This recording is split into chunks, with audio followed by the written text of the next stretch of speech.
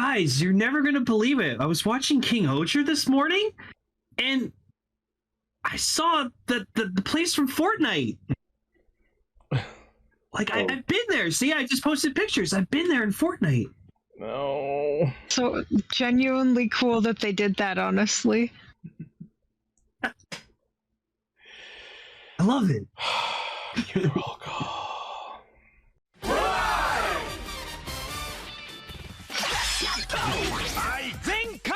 Connect. Loading. Broadcast. Perfect! Show running super savant. Level up. Bluecaster, super Ichi. Loudon Online, Greycaster, Rovolane. A spark of courage, the power of dreams. Orange Caster, Global Soft Perka. Trauma Inducer, Northcaster, Saga. Casting, criticism, comedy, chaos. Radio Sentai Castranger. On air. Welcome to Radio Sentai Castranger, episode 453. We are the Poison Frog tonight. It's episode Krogunk, I think? Or is it Toxicrog? It's episode Kekra. Episode Kekra. I think this is one of the first times I disliked a Pokemon design. No, I love Krogunk. They're so cute. Toxicrog is actually pretty cool, in my opinion. I don't like the bumps. I'm the huge Fortnite boy. So yeah, we'll talk about that in a bit. That's in my news stories. Don't worry, we'll talk about that. I didn't know that. That's because you didn't look at the news stories. I never do until we actually talk That's about a news. skill issue. No. Anyway, thank you for tuning in. We're a bunch of Fortnite players who get together every week to talk about. We're not, I swear. Just Lane. Just Lane. Goddamn. Don't cancel me. Goddamn line. You know it. Okay. I thought you were gonna say. We're a bunch of skill issues. That's a good one. Quickly speaking about Fortnite, real quick. I'm just gonna say.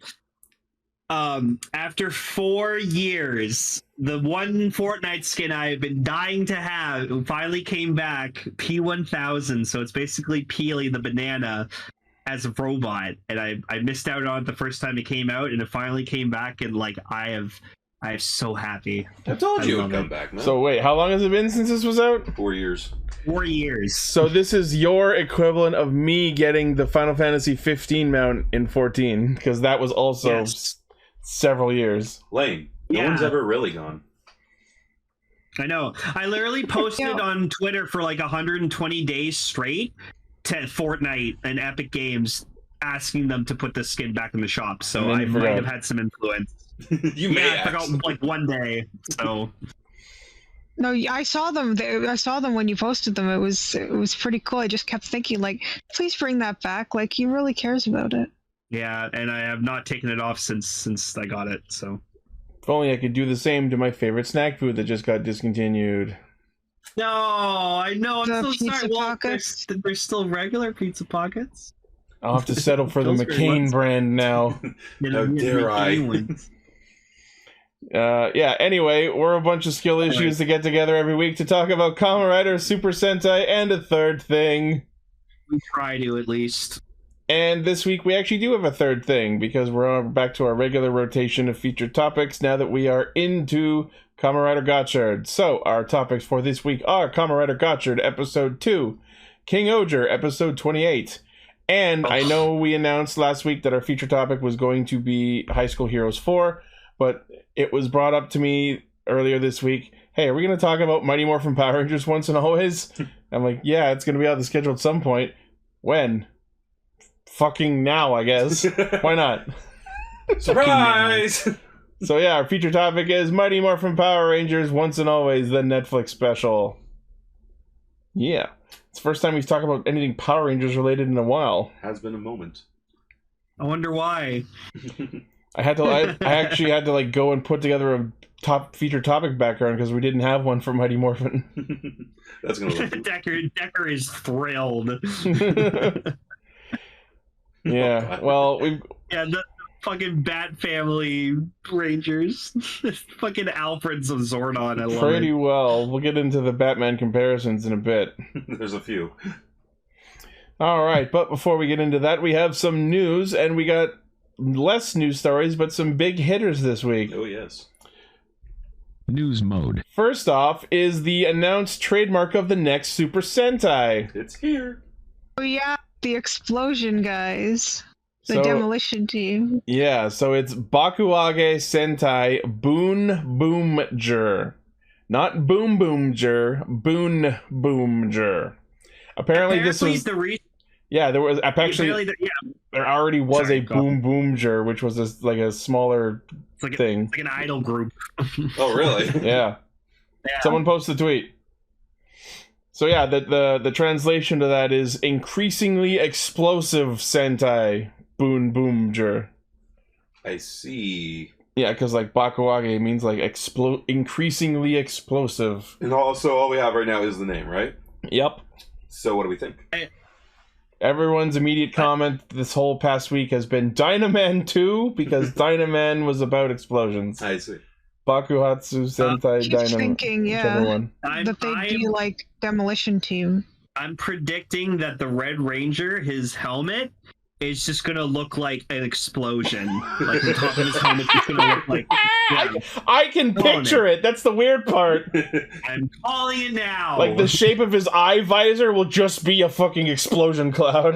That'd be funny. Yeah, exactly. What if it's a mushroom cloud explosion? Oh no! That's the Sixth Ranger. The Sixth Ranger will be the nuke. Krakatoa! Exactly. Oppenheimer's gonna be the villain. Yeah, thinking. I don't know. No, this could be interesting. What if they're all like different elemental kinds of explosions? So yeah, the Red Ranger's a volcano. Mm-hmm. The Blue Ranger could be like an EMP. Mm-hmm. That'd be neat. Different kinds of explosions. Thunder. Yeah. Thunder. Kind of an explosion. One could be like chemical explosion. I could be wrong, maybe. This is me just like going off the name alone. Uh-huh. I feel like the next season is going to be another aimed younger. Yeah. Just by the name, it sounds like this is going to be like... Sounds like it's going to be one of those goofier, higher spirits, funnier shows. You know, after the creators got their okay, you did your Game of Thrones fanfic. Yeah, now we're selling toys again. This is where we finally get back to normal Sentai. Sorry, I want one of them to have a helmet that looks like a grenade. Oh, yeah, that'd be fun. Wait, what's that guy? Someone needs to shop Bakugo as a fucking ranger. Yo! Awesome. Is that the guy from My Hero? I keep thinking Bakugo whenever they bring it up too. Funny you mentioned that. Just this week, I finally got back to watching My Hero Academia. I don't know if I mentioned this. I probably didn't mention this on the air. So I use an Excel sheet on Google Drive to keep track of the shows I'm watching and the number of what episode I watched last. Apparently, in some process of updating my list, I accidentally deleted My Hero Academia off of my list back in January, and then just completely forgot to keep watching season 6. God, dude. So I recently remembered that I hadn't finished the season, so now I've been catching up on that. I also have to finish the new season of Tiger and Bunny. I still have to watch season 2 of Tiger and Bunny. Yeah. Apparently it's better. Here. Apparently it's better than the last one we had. I watched the Gamma anime. It's pretty good. The Gamma anime? Yes. Alright. Yeah, so there are rumors going around that there will be vehicles, that they will like crash into each other to combine. Someone mentioned possible use of magnets. Magnets aren't explosive. I'm just reading what the post says. Yeah. But yeah, a lot of interesting possibilities from there. But we'll see what happens when they decide to do the big official reveal, or if we get any potential leak scans beforehand. Very cool.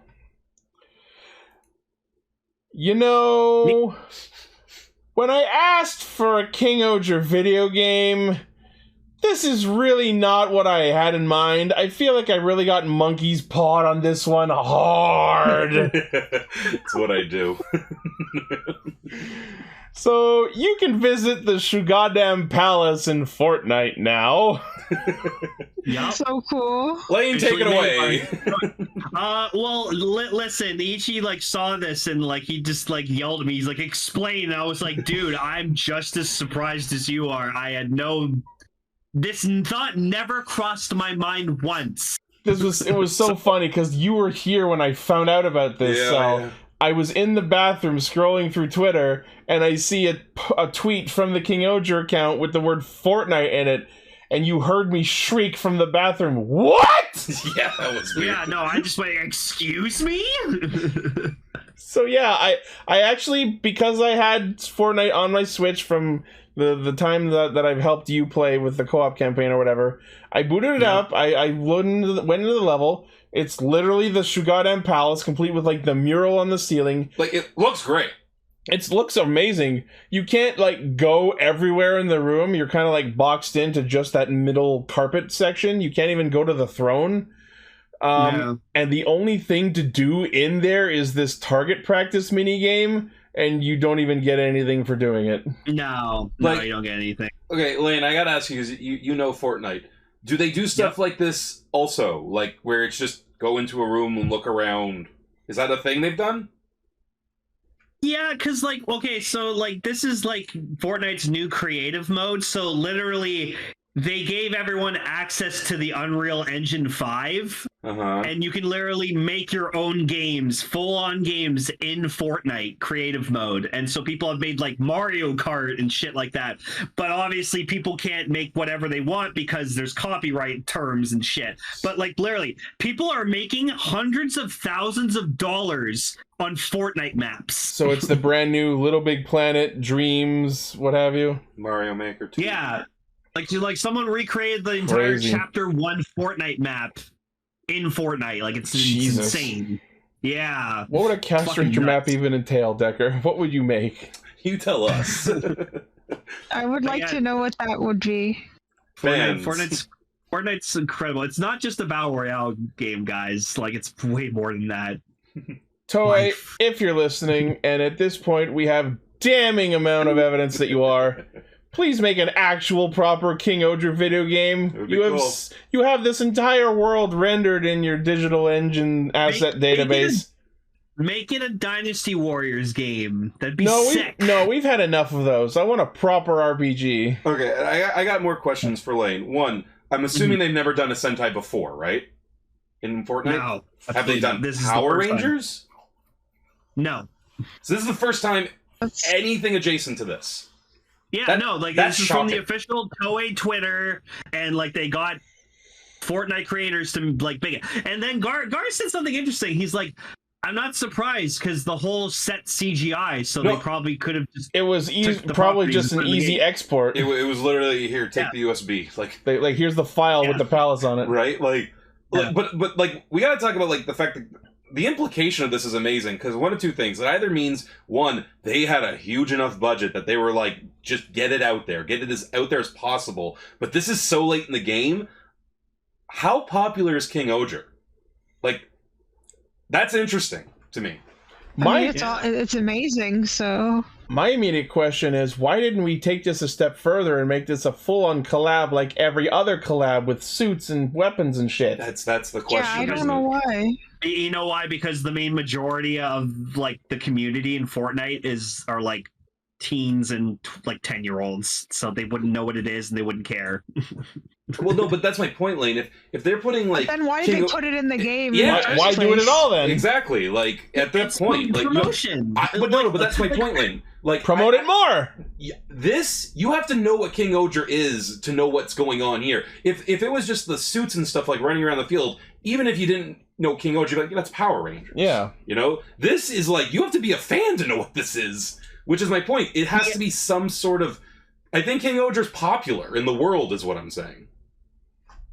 It Yeah, deserves to but be. see, this is from like a Japanese account, and like everything's in Japanese, and like there are Japanese people who play Fortnite, so I think only like Japanese players would see Does that this. And account if you're have really anything into else it- published? Maybe, I don't know. No, but this is like an official crossover, right? Like this has this has Toei going, yeah, you can do that, right? Nah, Fortnite didn't promote it or anything, so You know what this might this has the energy of the people at Toei saw what Fortnite had to offer in terms of its creative engine and just went out of their way to do this on their own without it being an actual official collab event, and then tweeted on their own, look what we did. Or you know what this probably does, man? The head of Toei is a cringe Fortnite player. I'm sad. This will probably be the most length we'll ever talk about Fortnite on this podcast. Correct. Enjoy it. Correct. Go play Fortnite, Chapter 4, Season 4, Last Resort out now. Or don't. We're not your father. Can't tell me what to do. Do it. Do it. All right, moving on. Next in the news, more news from the Kamen Rider Fi's 20th anniversary movie coming up. We got the announcement of not only is Fi's getting a next power-up suit, but Kaiza is as well. Cool. And they, of course, announced it on Kaiza Day of all days. 9/13. So are these going to be like theatrical or? This is like a theater film. Oh, really? Yeah. It's like, yeah. Nice poster. So, he's alive.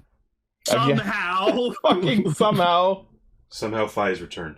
Well, this is Kaiza. His weapons, though. Oh, sorry. His weapons are sick. Yeah, now he's got like dual blade guns. He looks cool. and we got the side bashers back. Yeah.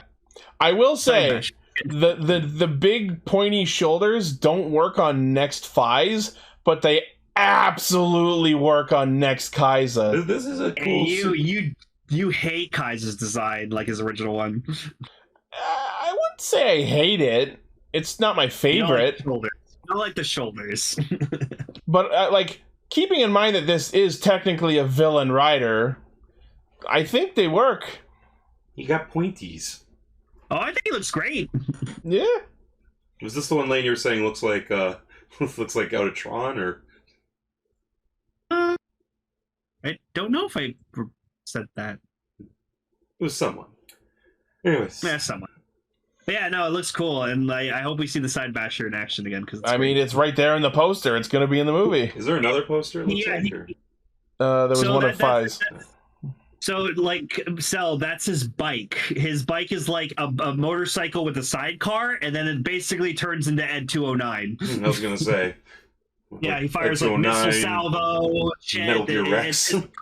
It's probably one of the coolest Kamen Rider bikes, like, ever. And yet woefully underutilized. Well, you know what? I just realized. Okay, someone post a picture of Otto Vagin real quick. Because Vize's bike turns into a robot, and it kind of has like it's kind of RoboCop-ish. And this one turns into a mech like Ed 209. Someone on Vize watched RoboCop. Everyone. You motherfucker! Look at that! You can't tell me that doesn't kind of look like RoboCop. Oh, Vagin is RoboCop! Oh my god! Paul Verhoeven's gonna sue somebody. Oh. It took 20 years! It took 20 years! That's a holy shit! That's a bit embarrassing. 20 years for someone to notice! That's yeah. Oh, they said it's a RoboCop reference. Did they actually explicitly say so? I mean, that makes sense. Like RoboCop's very popular. Your move, Orphanok. Your move, Orphanok. It is very popular. That's so cool. I love RoboCop. I wonder if RoboCop is popular. Just a little. No. Ed 209, more like Shred 209. Yeah. And we'll see that later. You have violated the sanctity of the Kamen Rider 5's anniversary movie. Prepare to be vaporized. Thank you. Pew! You have 10 seconds to check out this rad trick. Oh yeah, that's an emote in Fortnite. You can have like a little ride on a little mini Ed 209. I have it. It's great. Yeah, it's adorable. Let's see. Any new info? No, that's all pretty much what we knew already. The movie is releasing February 2nd. Let's just say, as of right now, I have a much bigger respected love for Fize because I found out this information. I just want to say, like, if you know me long enough, you know how much I like complain about like modern movie posters, especially superhero posters. This is not bad as far as movie posters go. Yeah, like, you know, it's simple, but it works. Yep, it's not just stacked heads. Kaiza also wanted a smartphone upgrade, so he's like, I have a better one now. Which means probably next week we're going to see the announcement of this toy version as CSM. I wonder if Delta gets an upgrade. That's what I'm super curious about now. So we get next Fies, next Kaiza. What the fuck is next Delta going to be? What are they going to do to upgrade his camcorder fucking transformation device? Wait, I know. Delta's a prototype of Fies, right? He's just going to become actual Fies. Just turn into old Fies. No, they'll probably turn to old Fies. They'll probably give him a smartphone belt too, just to make everything consistent. God damn it! You said it, Midas. Now I want next Saiga, and I'll never get it. Why did you do that? Why would you give me hope? I'd like Orga. Oh my god! If they put out next Saiga, I would 100% buy it. Just bring back the actual actor from the movie. Come back, Peter Ho! Taking care of all of you is really part of my job. It's still part of my job 20 years later. I know exactly what you guys are talking about. Oh yeah, no, in the Fies movie we had like Paradise one of Lost? the writers whose name was Saiga, No. and he was like this foreigner, and it was just this Asian guy who spoke perfect English, and he just spoke English. It was great. Though he said henshin, but he said it like the most English way possible. He was like henshin. Orga is also very good. I actually did own the Orga driver belt for a while. They need to make an Orga renewal figure art. That would look beautiful. Shut up, Orb. I only know Orga from Godzilla. Anyways. Hey, Laser X should be the easiest thing to do. They have the mold for Laser Level 3. They just have to paint it blue. Bam! They're just too lazy to paint on his fucking runes. Paint it blue. Alright. Speaking of Kaiza, they have also announced a Kamen Rider Fies TTFC special called Murder Case. Oh no. Murder Case? And I love that the thumbnail is of Kusaka's evil smile. And he's like lit from below. Oh. Yep. This is the guy who is that rider that we just saw. Oh, okay. I love his. Oh no, you watched Zyuohger, right? Yeah, I watched a decent amount with you guys. That was Bard. That's who? Bard's actor. He played Bard. Bard. Remember the Bird? The like eagle man who gave the Red Ranger his powers. Right. Oh, that's him? Yeah. Oh, okay. Yeah. Okay, so yes, Toei Tokusatsu Fan Club announced on Kaiza Day that as part of the Fives anniversary celebrations, we will get a special called Kamen Rider Fives Murder Case. There's Bard. Oh, yeah. In this special, Masato Kusaka is on a case of a murder mystery. He's a detective now? The suspects are Takumi, Mari, and the other cast members that will appear in the film. I love. So this is a joke special then. I love how in fiction you can just become a detective.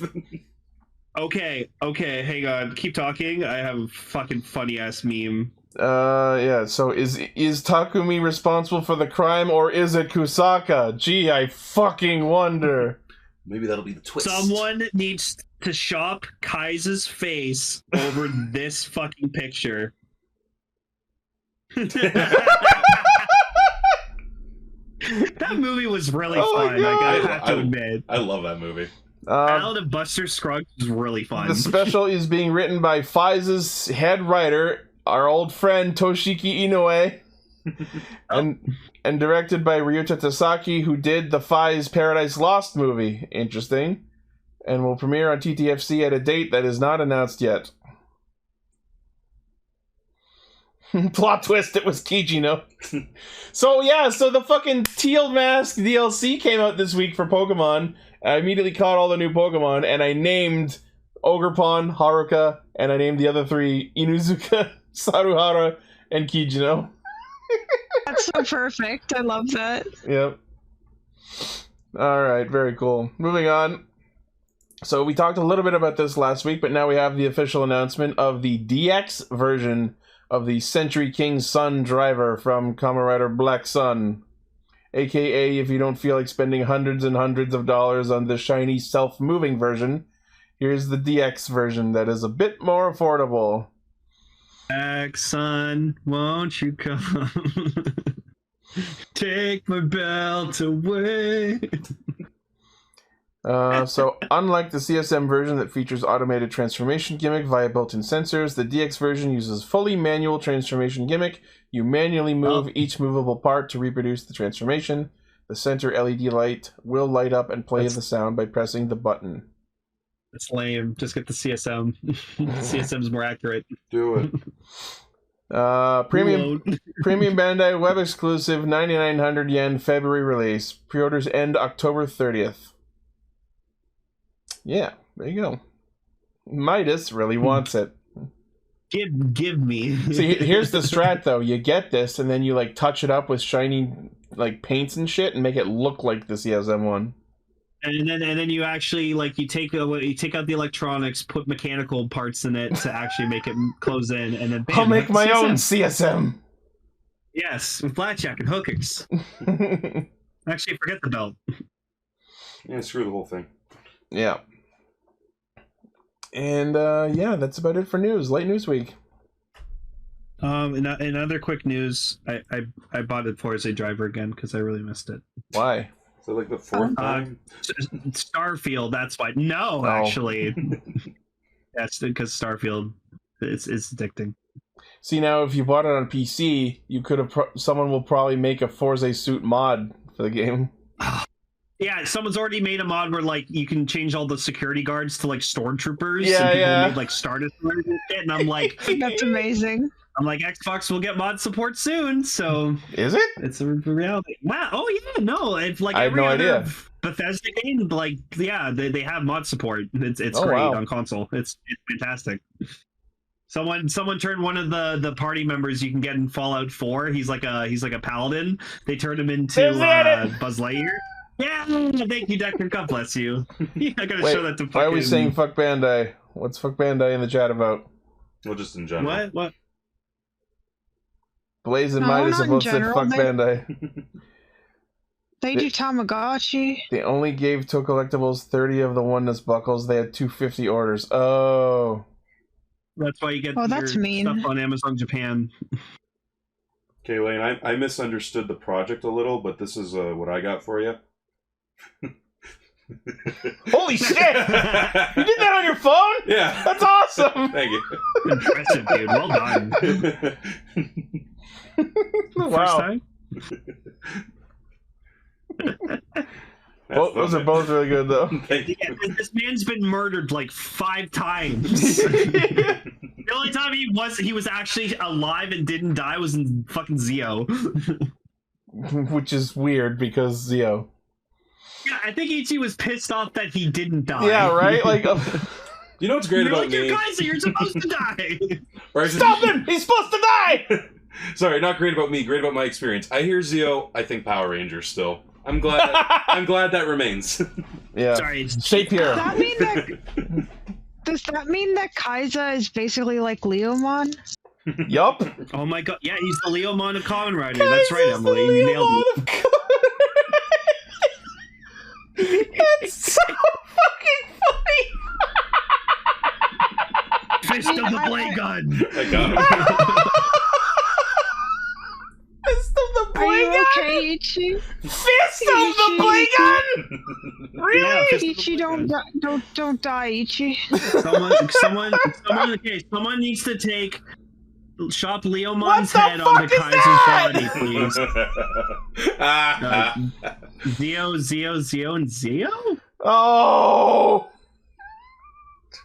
Oh, it's Zio with like Zeto, Oh. and then Zio fused with Zeto, Zio red fused with Zio, and then Zio red with Zeto. Pretty good. But where's Lord Zed? Where's Zedo? Oh my fucking god!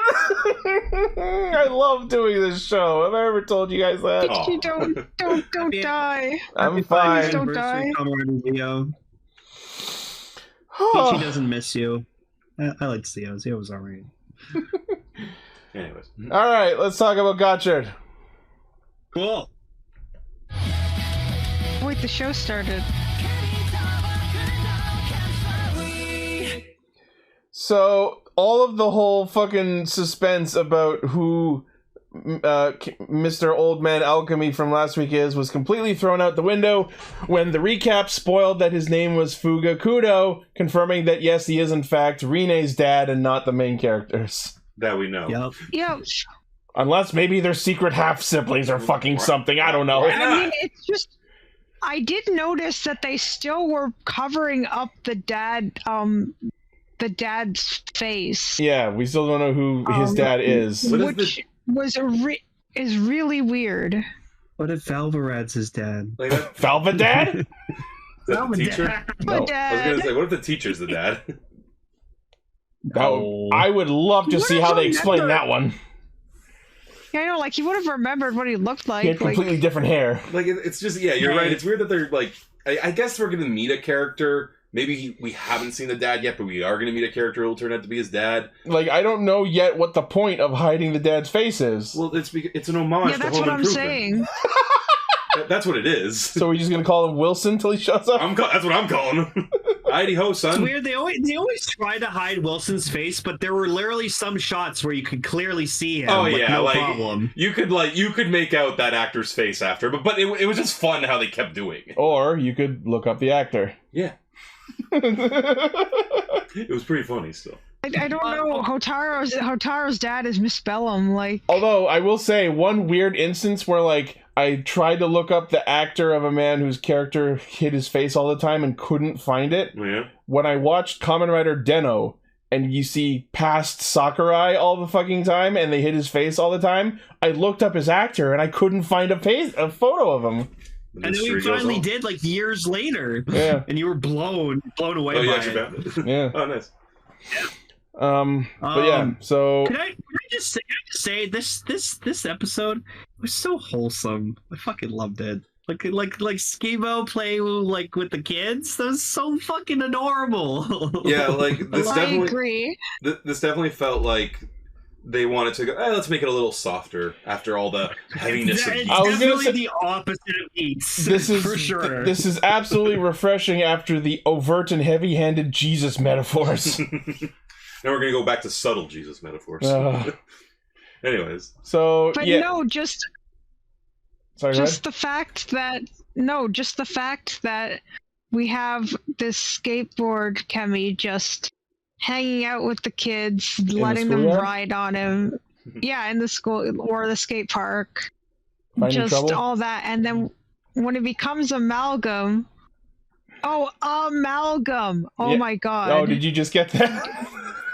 No, I got that it came from amalgam, but I never realized if you said amalgam because that's in English. So, but it gives you the ability to divide into random skateboards, be on a skateboard.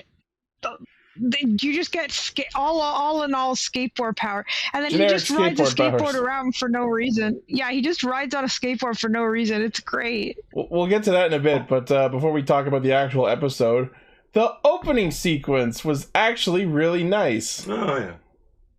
Okay. I like the part with the cards behind it opening like a door. Like an album? I don't know why they were using blank Kemi cards as flashlights. It should be fucking stupid, but I love it to death, and now I want a blank Kemi card and pretend it's a flashlight.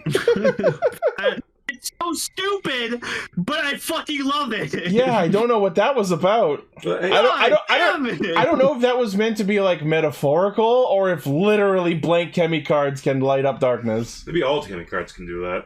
We'll find out when we unbox them tomorrow. Okay, we'll talk more in detail about this at the end of the episode. Someone please fucking remind me. We are going to be live streaming us unboxing a Phase 0 and Phase 01 box of Ride Kemi cards tomorrow. What time? Also, as a little, probably like maybe 2 p.m.-ish Eastern. Okay. As a little special bonus, I also bought one of the movie theater exclusive packs. Nice. So. Nice. That's going to be on twitch.tv/Ixie Studios. It was the fucking $35 booster pack, so I hope it's worth it. Nice. Decker's like, I hate you. Right? Fuck you. I will open it for you, Decker. Yep, so someone remind me at the end to mention the stream again. Okay, yeah, opening. Really, really good. Really high energy. The song is good. It sounds like a fucking Blink-182 song or any of those early 2000 rock songs. I was saying, it sounded like a Digimon theme or something. A little bit. So add that to the ripoff jar. It's a full jar, and we're only 2 weeks in. Also, can I just say the opening's a banger? It's great. Right? It's a nice song, yeah. It is. I liked it. It made me feel nice. Gold Fighter Sentai, thank you! Holy shit! I was trying to think what it reminded me of. It Someone's gonna have definitely to reminds me of Bill send Fighter. me the song. Yeah, back on. That's right. Yeah. Okay. One thing that was in the opening that I thought was a very cool nod was the point where Gotchard was fighting, just a template Malgam monster. Like it didn't have a specific power set on, and it had its face scratched out and covered over. And I don't know if this is on purpose, but I feel like that was a nod to Ryuki's opening. What happened in Ryuki's opening? When they showed several riders who they hadn't met yet, even though some of them never turned out to be actual characters, they would have their faces scratched out and covered up. Oh, okay. I actually really like just the effect of it. It's very quick, and it's just 2D animation, but the coloring is kind of neat to me, and you don't see that anymore. So I don't know, it looked kind of neat to me. And also, just a quick nod or quick comment that I thought of regarding the design of the Malgam in general after this episode is, why are they wearing pajamas? The pinstripe suit, they look like they're wearing pajamas, and I will never be able to unsee that the entire year. Is it supposed to be like a straitjacket? Yes, because their arms are crossed. We'll get into that when we talk about this specific design, because this monster of the week did some interesting shit with its own suit. Yeah, that was a neat touch. But we'll get there when we get there. Yeah, so Minato and Hotaro and Rine talk about the Alchemist Academy. We get introduced to the classroom.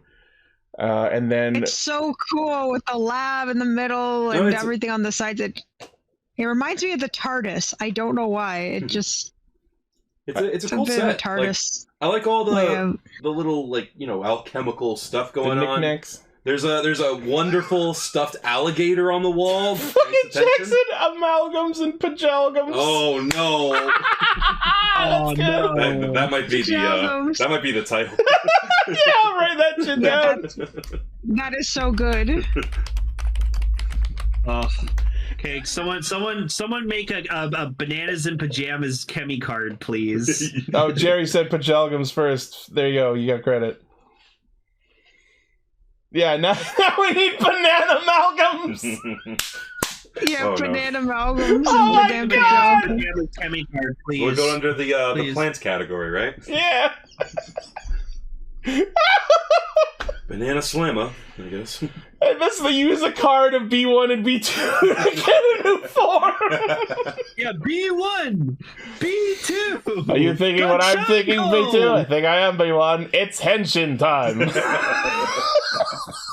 the original double.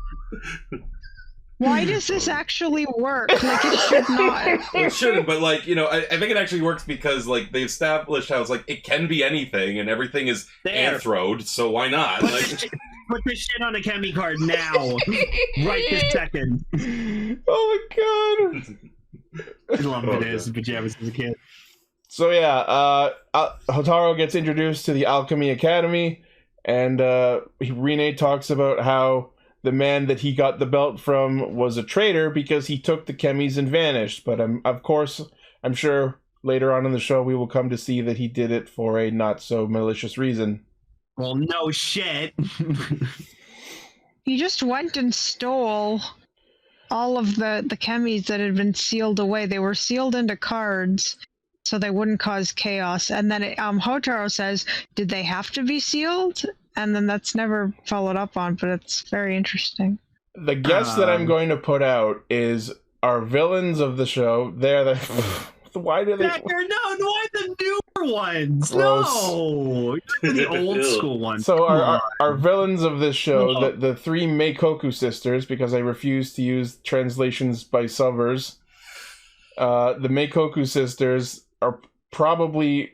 They probably went after the chemis, and Fuga took them to safeguard them from them. That's my guess. Mm-hmm.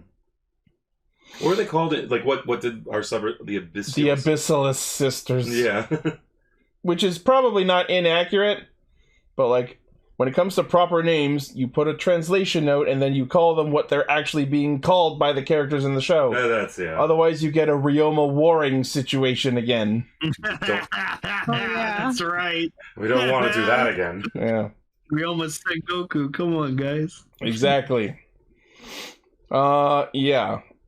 So, Minato poses a alchemy test to Ichinose. He tells him that the Kemi cards have different weights and that his challenge is to make them weigh the same. And as he's... In card form. Which, you know, to be fair, that's an alchemist kind of test, I guess. Like, make these things weigh the same. They're not the same. And I was going to sorry, just before we move on because we're past it.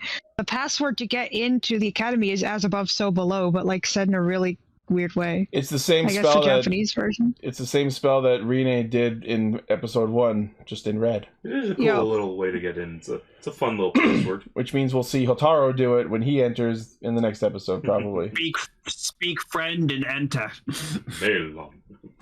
So yeah, like when he's doing the thing, like we noticed that like it's actually reversed. Like the heavier one is the one that's only with the lower number. Yeah, which I guess that could have been a thing. Like the higher the number, lower the weight. I don't know if there's like a consistent rule to that, because as we saw, literally next scene when he's sitting in the park holding the 2 cards. Well, hold on. What did he do when he held the card the first time? And it was like, oh, it's heavy now. Yeah, like you see him like struggling to hold the Odoripa. Like this guy is straining. Like you can see the veins in his fucking arm. And then at the park, he's like, no, it's just holding it like it's a card. And then literally the next scene, him in the park, he's holding the 2 cards like they're nothing. So they immediately fucking dropped the whole fucking point of the episode. They couldn't even last the 1 episode. Well, maybe they can decide if they're the weight that they're supposed to be or if they're card weight. I mean, as we see at the end of the episode, yes, they can because of how he solves the problem. Yeah, but we'll get to that when we get to that. That was so hilarious. Oh my god, that was hilarious. Yeah, and then we get a scene of Hotaro at home, and we find that Dad is not around because he's off traveling the world chasing his dream, and Mom was apparently okay with this. Well, as we learned in One Piece, that's a thing. He just left her with the restaurant to take care of all on her own while he did this. Bit of a cultural difference, I guess. Yeah. In Japan, women accept their men leaving them and going off to start a separate family somewhere else. Yes.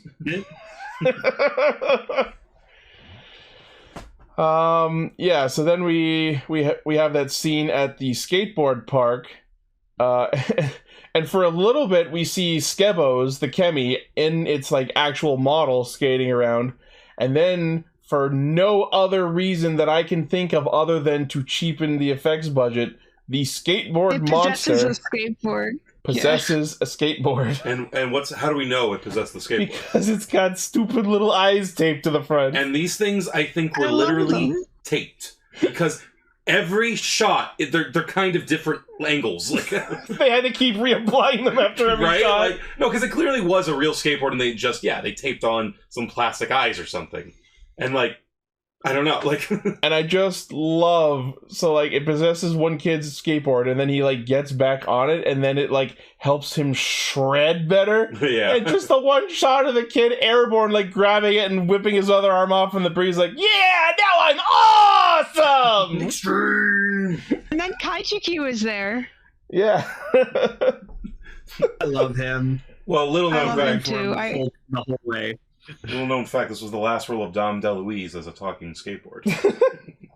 I can't look at Kaijiki and not see Wool from Zio. Again, with the Zio reference. Or again, Shiokara, like you said before. So and you mentioned this earlier, Emily, that this is a nice thing. It shows that the Kemis are, at least as far as we've seen so far, are like benevolent. Yeah. You know, like they're nice, they just want to have fun. They just, skateboard just wants to have fun with the kids. I'll be a skateboard and not a monster skateboard. Yeah. Until but then he witnesses Grand Theft Auto. Yeah. Then some fucking, I guess, bank robbers pull up. Oh, and I love the one who ends up becoming the main one, because like it's every stereotypical bank robber thing in the book. Like the bag is open, it's full of money. They're like, let's go. And like, it doesn't even look like they care about the money. It's more about the fact that they just stole. Like they take off their masks, and then like as like Jerry and Gotchard and Decker are showing, the dude just fucking straight up murders his partner by dropping him off the bridge. That's what you do. We just saw murder in this happy show about skateboards and alchemy. We didn't see the murder. Maybe he's okay. I saw his parachute. Okay. He's okay. Just like there was a mattress truck underneath. Just like at the end of the episode, we cut back to a shot of the same bridge from the same perspective. I'm okay. The bullet has gone through the skin. He's only paralyzed. He's fine. Oh my god. So yeah, I can't believe they fucking murdered someone. Second episode. Oh. So we have that scene of Ichinose and Rine in the park as she's like explaining alchemy to him. And one thing she said that really stood out to me is alchemy is about creating something from nothing. And my immediate response is, isn't that explicitly incorrect? Isn't alchemy about equivalent exchange? Yeah, I was like, what you've just described is wizardry. Literal magic, which you say that alchemy is not. Yeah, like... No, it's more like science. Yeah, I guess technically she might be saying it like, oh, you know, it's like making something not literally out of nothing, but with nothing. I don't know. It's stupid. I don't know. Well, let's keep in mind that Rine is still just a novice alchemist herself. True, so maybe she doesn't fully understand. Wait a minute, no, she's really good. Legit, when we saw like the skateboard monster, all I could fucking think is like if they played a theme song, it's just I didn't show up. It'd be the skater die theme song. Skate or die. Die. Skate or die. Skate or die. Oh my it's god! So good. Now I want someone to put that song over the footage of him. Yeah. So Skebos the Kemi gets like magnet, like somehow I don't know the actual mechanisms of this, but the malice radiating off of the bank robber attracts Skebos in a way that it seems to resist. So it seems to be like an involuntary process. Yeah, like I said, it seems like they are good, like spirits. Certainly. Most of them, at least. Well, some of them. I'm sure some of them are going to be like, ha ha ha, yes, let's fuse. Yeah. But like, so far. So Skebos ends up fusing with this dude to create the Skebos Malgam, and this suit actually does some interesting things. So, as we've seen with the first Malgam with Camantis, general Malgam design is the Kemi itself is like bound up and made into the head of the creature, and the human host's arms are bound up in what looks like a straitjacket formation. And then the actual arms are extended from the power of the Kemi that it's based on. So in this case, we have a monster with a skateboard head and skateboard arms jutting out. And that's its default form. But through the episode, it seems to take its arms, drop them to the ground, and combine them into an actual skateboard. And when it's in that mode, its human arms that are normally tied up are free to be its actual arms because the suit actor's still got to do something with its arms. Yeah. And I thought it having these two modes is really fascinating. Yeah, that was a cool little, like, for just like the first monster they ran into, like, wild one, I mean, I guess. Like, you know, that's a fun little start. So now I'm super curious if other Malgams are going to be creative like this and have different modes. Also, like, quick shout out to whoever that suit actor was. Like, it's not easy to skateboard on the best of times. Okay. Yeah. So I'm looking at like Skebo's design. I hope Emily agrees with me on this and sees the same thing I do. But like, it looks like I was trying to remember the name of it, but I found it. It looks like fucking like a piece of sashimi or whatever. What? It looks like a piece of sashimi. I see what you're saying. Like the way that the way that the board is portrayed. I'm just surprised you got there. Yeah, like, it does look like a piece of fish. Yeah. Yeah, Skate shimi. You know what? The monster really looks like it would be something out of Beetleborgs, honestly. Yeah, it kind of has that like horror, like schlock horror movie vibe. With the like, I'm gonna get you, children. I don't know why. Like I saw that picture of Skema or whatever, and I'm like, it looks like a piece of sushi. I would not have gotten there, but I see what you're saying. If that makes sense. Castranger, you come to us for the weird opinions. At least someone understands. Thank you. Thank you for validating. I want some sashimi. Thanks, Lane. I do hate sushi. I hate all fish. Fish is disgusting. You are wrong. Probably, but I stand by it. Can we also talk about how Kudo did like amazingly visible alchemy in public, levitating all that shit in a crowded park and got away with it? Well, because no one saw. Everyone was looking away. Thinking that too, where it was just like one kid just sort of looked and was like, "Nani?" Afterwards. Yeah. Also, I loved how it was like the same things like repeated over and over, just a different color. Yeah. It's like the exact same order too. There's a blue bike and a red bike and an umbrella and a ball and a like in that order. And no one in this crowded park noticed her do that. Bullshit. This is like, and I was like, a lot of people got their umbrellas today. You know what would have made sense if the only one who did was Kaijiki, but right, just so we can gaslight him some more. Also, like, you know, like assumedly she understands like we're trying to keep this a secret. Like the woods are over there. Yeah, right. There's several buildings you could go hide behind. Just like, oh my god, she's levitating something. Alchemy is real, as it turns out, and it's like, you had one job. Like, did you seriously? You are so expelled. Did you seriously ruin our entire way of living, our 5,000 year way of living, to show off? No wonder your father left. Whoa. Oh, you're coming along quite nice. Oh, that's mean. I've been hanging out with you far too much.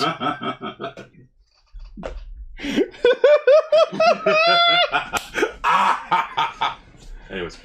Okay, I also really like when they start fighting the monster, and Kudo just straight up pulls out of nowhere a bunch of sewer lids, and this is for all my FF14 players in the house, fell cleaves the motherfucker with all of the sewer lids. Well, I mean, what I wrote down was, if I had a nickel for every time a manhole cover has been used as an effective weapon in Kamen Rider, I'd have 2 nickels.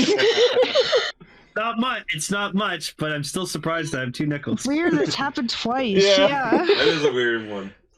Was that also? Is that also a Zio reference? Was that Zio? You know something? I think it's a. God damn it! I think it's happened enough in enough media that it could be considered a trope, using a manhole cover as a weapon. I remember it in The Incredibles. I remember it had to have been in Ninja Turtles. Yeah, in Ninja Turtles they use it as weapons. Ninja Turtles uses manhole covers all the time. Yeah. Rise of the Planet of the Apes. Like, it's they use it. Yeah. They're thick, they're round, they're heavy, they're throwable. Yeah. I'm not going to touch that one. Okay. What you don't see people use enough are sewer grates. True. People need to use sewer grates. That's the one. That's I get you. Yeah. I was happy to see the proper steam hopper henshin, I'll say. But one part that kind of broke my immersion was like when he's in the bottle and he fades away from his human form into like the undersuit of Gotchard. That transition was kind of lame. I didn't even notice, honestly. I could duplicate that fucking fade in my video editing software in 2 seconds. Do it. Do it. You won't. No, the funny, you want to know the funny thing is? Last weekend, after watching episode 1, I did, just to see what it would look like. I didn't save the video, but I took the 2 different henshins and I like cross-faded them into each other like, oh, that's what it would look like if he went right to human form. And then they did exactly what I did in the episode, and I'm like, you lazy fucks! Yeah. You lazy fucks! Everything else about the sequence is perfect! I was gonna say, like, it's really cool. Like, it's visual. It's like, there's a lot going on, but it's like not overdone. Yeah. It's nice. And also, it's like, I don't know, I like wonder how many times. I like the juxtaposition of, like, you know, alchemical, like, beakers and everything, and a henshin. Yeah. I'm looking forward to seeing more of different ones in different forms. Is Valvarad gonna get one? Oh, I hope so. For sure he will. For sure he will. Oh, please, yeah. Oh, look what Kaguya did. Yeah, see? I'm not fucking crazy. Wow. It looks like a sashimi roll. That's because you're not wrong. So, Decker does not like my brain process. I'm seriously hungry now. I mean, I don't like sushi either, but I am hungry now that we're talking about food. Anyway, so we technically did get a second form this week, but we have discovered that there are going to be some forms that are not actual suits and that are not even like CGI remixes. We got stickers. Odorimantis is just straight up a fucking animation. It showed up for 2 seconds, wrapped itself in the tornado, did its Hisatsu, and went right back to Steam Hopper. But it's cool that it had a Hisatsu. Yeah. I wasn't expecting that. Also, we have him going back to like the weird, messed up remix version of Steam Hopper in order to catapult the bike over a crane. Yeah, we'll talk about the bike in a sec, but as people are pointing the out, bike is alive too. People are pointing out in our chat that the Odorimantis is apparently an actual live 2D animation, which means we have our first VTuber Kamen Rider. We did it. Oh my gosh. The sheer amount that humanity tries to replace itself with technology is baffling to me. Yeah. So we got that. So yeah, and then Minato drives up. I guess he just like completely off screen went and captured Gold Dash, the bike Kemi, and then just shows up to hand it off to Gotchard. Here you go. I found this. It's yours now. I found this laying around. Enjoy it for 2 episodes. I mean, it's fun. You know, it says Dash. It's cute. It's Pokemon talk. There is this great moment during the chase scene where, I understand it's Kamen Rider. They're gonna have fun. It's visual, but he does the most unnecessary thing ever. I think what Emily mentioned earlier, where he turns into the grasshopper to catapult the bike. Yeah. I'm like, could you not have just driven around it? Yeah, it didn't look like he was taking up the whole road. Slow down a little, I guess. Yeah. And while that's happening, they kick in the first insert theme, Rising Fighter, I believe it's called. And it's fucking good. I've already listened to and downloaded the short version that they've put out. And it's by Beverly one. It's by Beverly, the Beverly one, who sang the build opening. Yeah, Beverly's so good. Happy to hear her again. Make another boy. She also did the theme for Astral Chain for Switch. Oh boy, that's a fucking banger too. The game I played maybe an hour of. I played 10 hours of it. It was fun. I don't know what you guys are talking about. Astral Chain. It's an action RPG on Switch. It's like a JRPG with where you play as cops and they have stands. I can't believe I'd never heard of this. I know.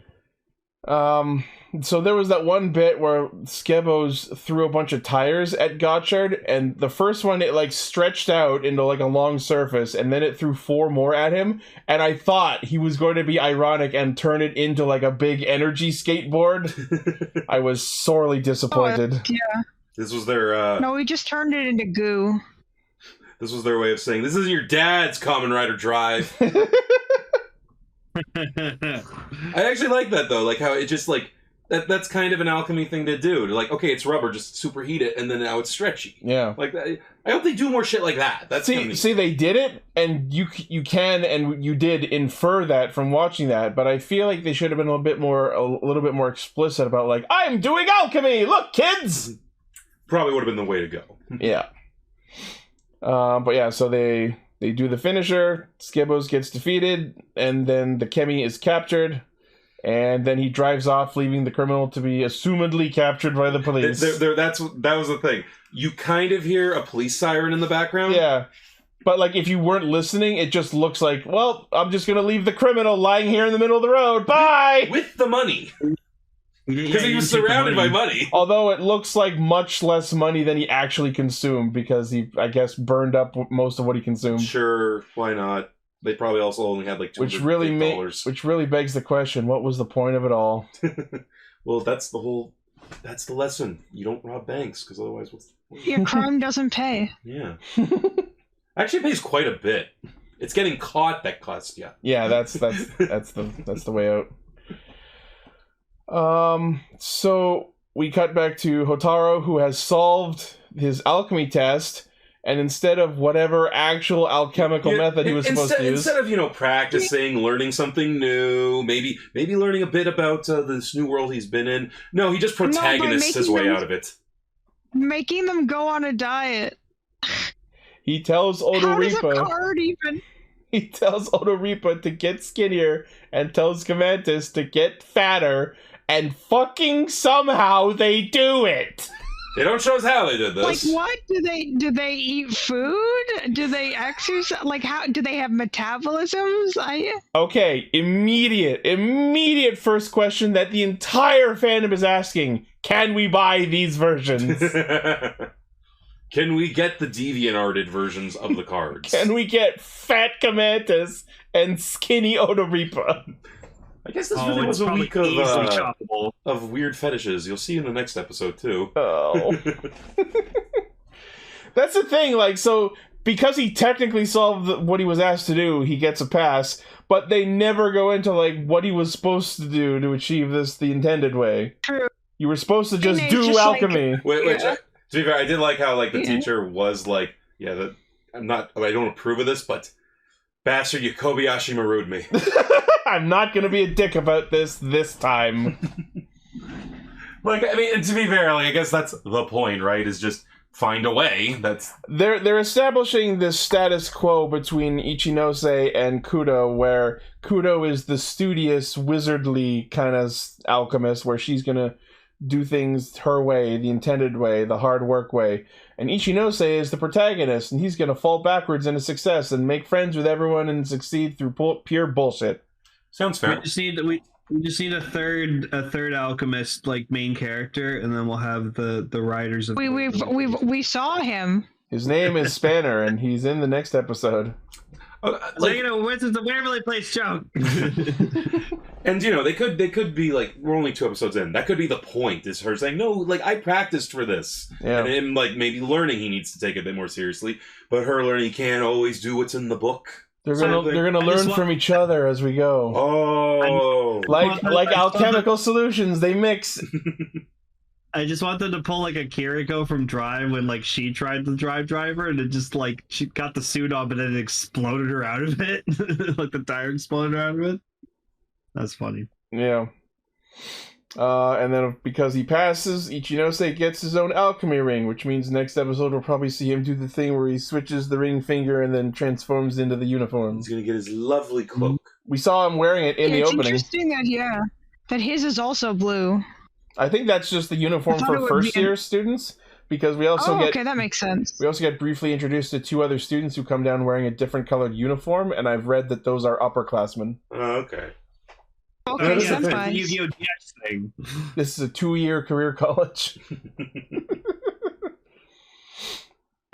Yeah, so it looks like next week we're going to get the debut of the second actual form, Apareskebo, and the debut of Valvarad. How you guys enjoying? 2 episodes in, how's it going so far for you guys?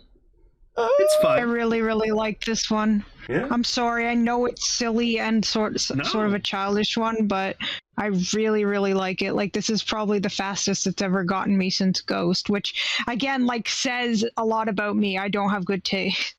No, the show. Yeah, I don't think you have bad taste. Yeah, this feels like a breath of fresh air after being trapped in the room that is Geats for a year.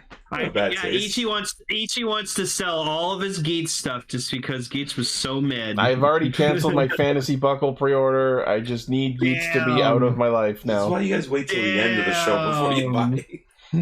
Damn. I don't hate it. It's just mid and not worth hanging on to.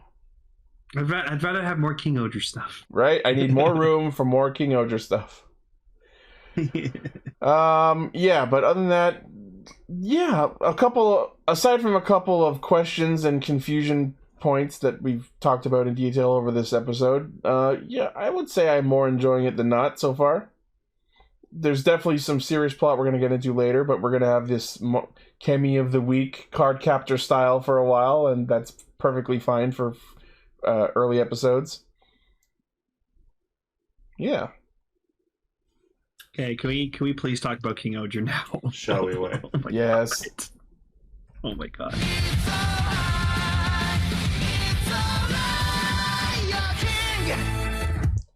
This episode was so fucking fun! This was some of the funniest fucking shit I've ever seen. Like, this was almost like drunk Mabushina levels of funny. Apparently, if you eat too much bread, you become Balloon Mario. Fucking Sebastian, the fat Sebastian! I mean, on a long enough time scale, that is what happens.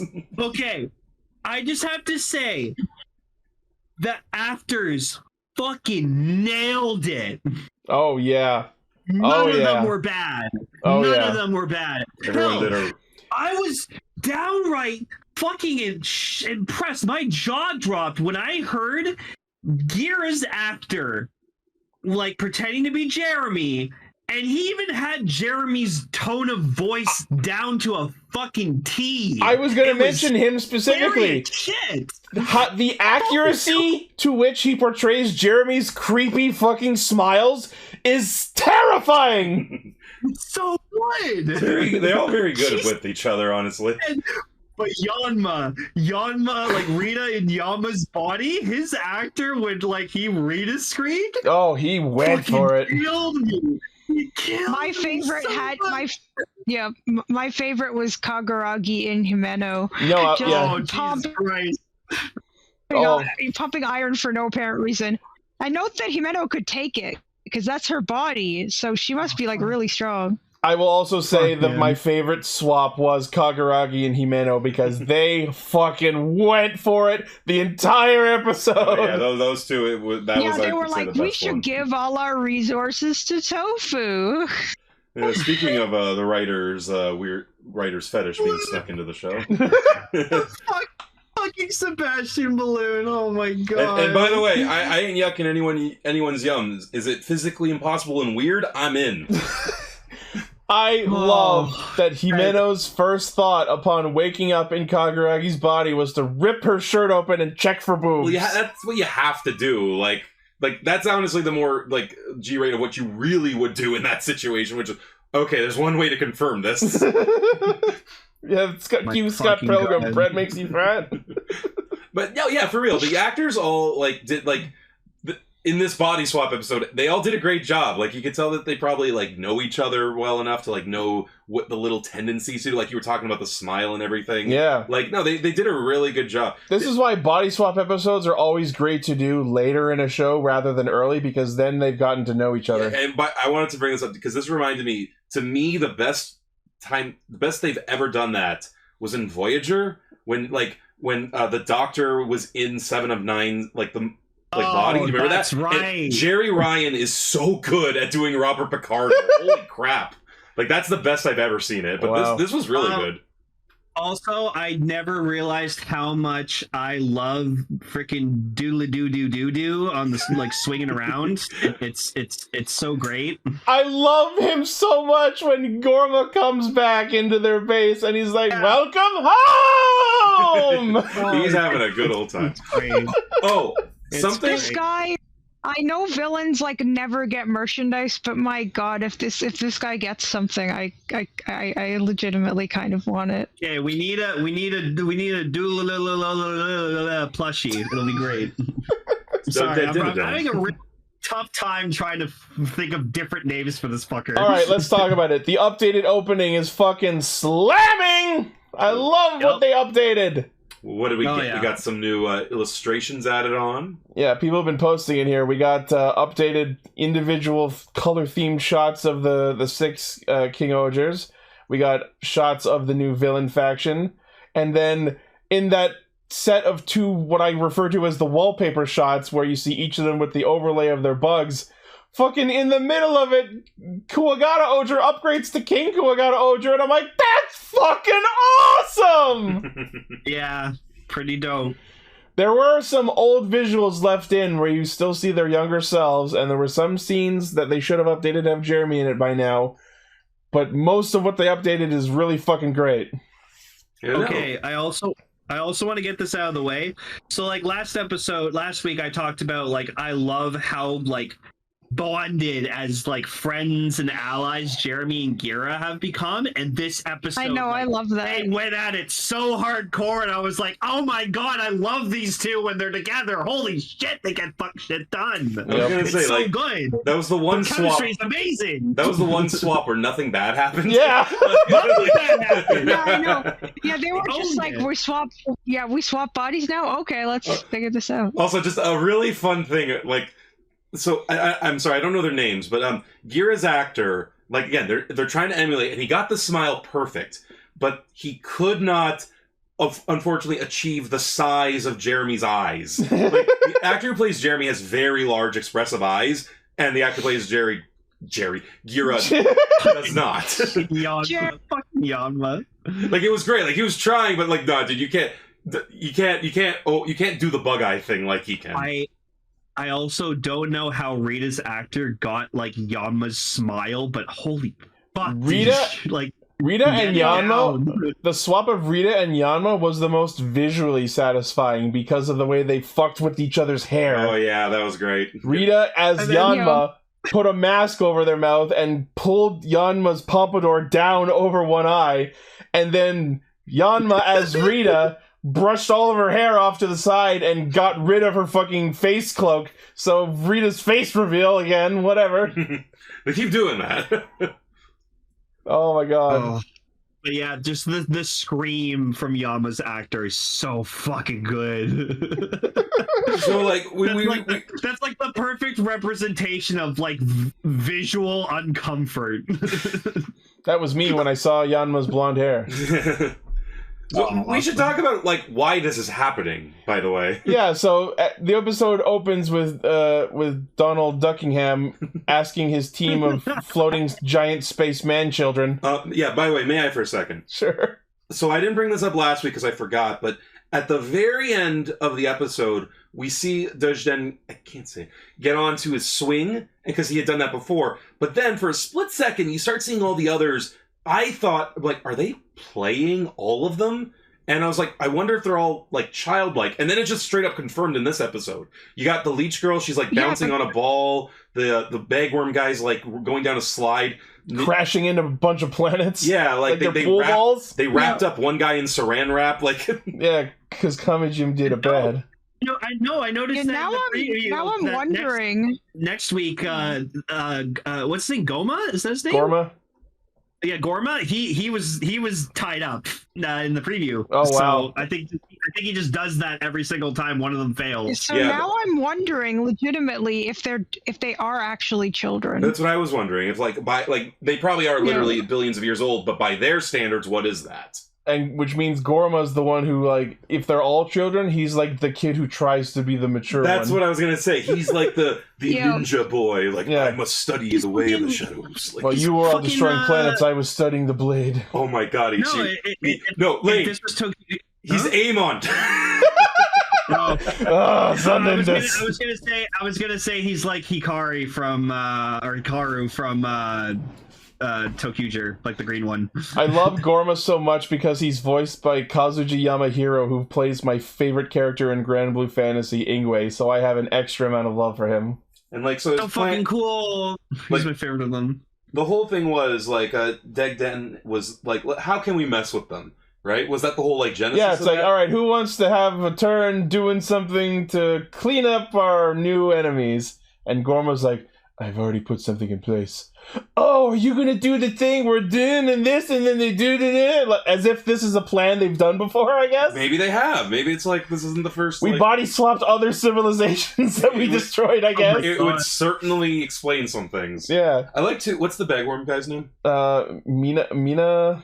Was it just me, or was he like... It looked like he was like slamming planets apart like they were marbles. They look... I got the impression that they were like pool balls clacking around. Yeah, like, again, that's just...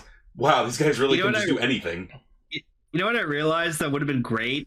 if Hercules was still around, just if Hercules and Gira switched bodies. Lane, you need to let him go. Hercules is not coming back. He's dead, Lane. He's not dead. He's not dead. We saw the I need a body.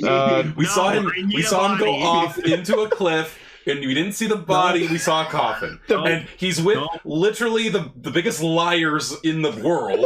He's dead, Lane. The background dude is Minungen. Okay. No. Once again, his voice is interesting. Yep. I refuse to believe it. Oh, one other quick thing I wanted to mention about the updated opening. They changed it to the 6 kingdoms, and that one gap in like all of their swords that I thought was weird. I'm like, that's probably where the 6th one goes. There is a 6th sword there, but that sword looks slightly different. I don't think it's the Kumono Slayer, so now I'm wondering what the fuck that 6th sword is. Interesting. Maybe it's the Odra Caliber Zero? It's not gold. It's definitely still silver, but it's not shaped like the other Odra Calibers. So let's be honest. Maybe it's just a ceremonial sword of some kind. This episode's about hijinks. Hijinks. And they jink to a high amount. Oh, yeah. I love how they, because as always, they can never really work together. It's like, what do? Let's just start immediately trying to fuckle each other's country. Let's just start, all the 4 asshole kings immediately start working for their own benefits. And it's great. So I love Rita. Rita like arrests everyone in Kunsopa, and then Yanma as Rita like releases all of them. I love that like Morphonia's reply to that is, take some time off, Rita, and I'm like, she just spent 2 years in prison doing that! I don't know if that's time off. She did it specifically to take time off! Well, okay, wait, hold on, because Ichi, they brought up something that you were asking last week. That guy who was missing. Yeah, so last week I noticed that the 3rd nerd, the dude with the hand shoulders, I forget his name already. Hold on, did they say it? No, I didn't write it down. He was missing from last week's episode, and then in one shot they're like, have you seen this guy? And I'm like, oh my god, it's Ken, he's missing. He's Degden. Ohsama, that was his name. Ohsama has been Dig Dug the whole time. But yeah, I'm wondering what's going to come of that little subplot. I love the little joke too, because the Rita Yanma, because like this episode is really more about like Himeno and Kaguragi. Honestly, that one was where the most change was affected. Yeah, so like, we'll talk about these two first. Then, like, I love that this was obviously a joke. It's just the whole like running back and forth. Yeah, and we were saying like, wait, aren't these like? These are separate countries that you're sending a bunch of people to walk back and forth between. But then, I know.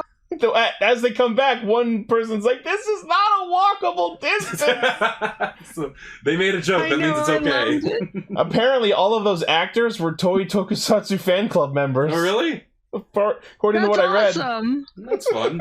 Little walk-on roles. Yeah. As extras. So yeah, like they're just trying to like mess with each other. Where it's like, okay, I'm going to keep and like what like Rita and Yanma was like arresting them for like very petty stuff, right? Yeah.